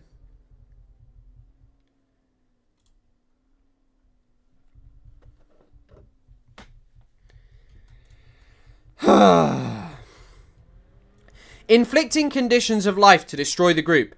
Israel deliberately imposed inhumane conditions in Gaza, including the destruction of essential facilities, denial of medical care, forced displacement, blocking of food, water, fuel, and electricity, reproductive violence, and starvation as a method of warfare. Children were found to be particularly targeted, preventing birth within the group. The attack on Gaza's largest fertility clinic destroyed thousands of embryos, sperm samples, and eggs. Experts told the commission this would prevent thousands of Palestinian children from ever being born. 100%. In addition to the genocidal acts, the investigation concluded that Israeli authorities and security forces have the genocidal intent to destroy, or in whole or in part, the Palestinians in the Gaza Strip. I think you have to expand this. I think Israel just wants to destroy all Palestinians. Like, not just in Gaza. I think, and their propaganda tells you, Palestinians don't exist. They never existed. Oh, there was no Palestinians here. Genocidal intent is often the hardest to prove in any genocide case, but the authors of the report have found fully conclusive evidence of such intent. They cited statements made by Israeli authorities, including President Herzog, Prime Minister Netanyahu, and Yoav Gallant. A really great guy, by the way. Really great guy, Yoav Gallant, who served as defense minister for much of the war, as direct evidence of genocidal intent. What I would also say, and I assume they've adopted this, but what South Africa did masterfully at the International Court of Justice was basically to hold up what Israel was doing and say, in terms of what Israel is doing, they have this top level, but also the people who are down at the bottom are interpreting this as a justification and a means to kill anyone and everyone. It flows right from the top down to the bottom. Sorry, I got the Zin stucky. And, yeah, it's not something that you can just hand wave away and be like, no, it's just a commander, or it's just X person, it's just that person. It was also found that the 3 leaders have committed the crime of incitement to genocide, a substantive crime under Article 3 of the Convention, regardless of whether genocide was committed. Yeah, and they didn't punish it. They did not punish it. At all. Sarah made a great TikTok on this. Sure, I guess it's good that it's official now, but this has been going on for 2 fucking years. Yeah, I mean, this is the problem with the ICJ and all of these things. The ICJ and all of these things take years. And yes, Zin Stucky. The president of Ireland said Israel should be excluded from the UN. Yeah, it's at this point, excluding Israel from the UN is the bare minimum. Targeting Israel militarily or threatening it militarily and saying, hey, this is it. No more. Zin Stucky. Additionally, on the basis of circumstantial evidence, the commission found genocidal intent was the only reasonable inference that could be drawn based on the pattern of conduct of the Israeli authorities. That is the same standard of proof that will be used by the ICJ in its current proceedings against Israel. The commission said it identified 6 patterns of conduct by Israeli forces in Gaza that supported an inference of genocidal intent. Mass killings. Israeli forces have killed and seriously harmed an unprecedented number of Palestinians, mostly civilians, using heavy munitions in densely populated areas. By 15th of July 2025, 83% of those killed were civilians, the report found. The report found nearly half of them were women and children. By the way, if you look at other wars and compare it to other wars, it's just not the same. There is no comparison. Cultural destruction, the systematic leveling of homes, schools, mosques, churches, and cultural sites was cited as evidence of an effort to erase the Palestinian identity. Deliberate suffering. Despite 3 provisional orders from the ICJ and repeated international warnings, Israel continued policies knowing Palestinians were trapped and unable to flee, the commission said. Collapse of healthcare. Israeli forces targeted Gaza's healthcare system, attacking hospitals, killing and abusing medical personnel, and blocking vital supplies and patient evacuations. Sexual violence. Investigators documented sexualized torture, rape, and other forms of gender-based violence, describing them as tools of collective punishment. Targeting children. Children were shot by snipers, and drones, including during evacuations and at shelters, with some killed whilst holding white flags. Israeli political and military leaders are agents of the Israeli state. Therefore, their acts are attributable to the State of Israel, the report read. The State of Israel bears full responsibility for the failure to prevent genocide, the commission of genocide, and the failure to punish genocide against the Palestinians in the Gaza Strip. The 3-member Commission of Inquiry, established in May 2021 by the Geneva-based UN Human Rights Council, with a permanent mandate to investigate international humanitarian and human rights law violations in occupied Palestine and Israel from April 2021. That's who it was. The commission is mandated to report annually. Okay, you know what, guys, I'm struggling with the reading. But yeah, I mean, there's a lot to say about this in the sense of, like, I want more. I don't just want this. I want something where Western countries unequivocally cannot do anything else. And they cannot do anything else. Right now, this is a point at which it is so unequivocally supported that Israel is doing genocide in the Gaza Strip, that its crimes against the Palestinian people amount to genocide, amount to ethnic cleansing, consistent war crimes using Western weaponry and diplomatic support to perpetrate them, that at this point there is no way to run from it. And so many of these people are criminally complicit. Children were shot in the head. Doesn't make it worse, but makes it more disgusting. 100%.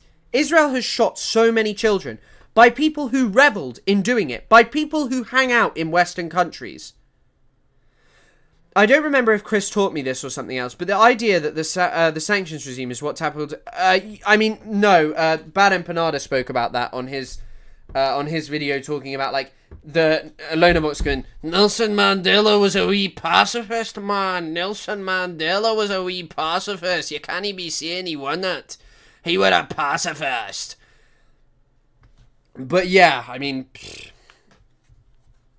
it doesn't surprise me, is what I'll say. It just doesn't fucking surprise me, any of this. What that this has been found. Guys, I'm sorry to end the stream abruptly. I had a very long day yesterday. I'm going to have a long day tomorrow working on stuff.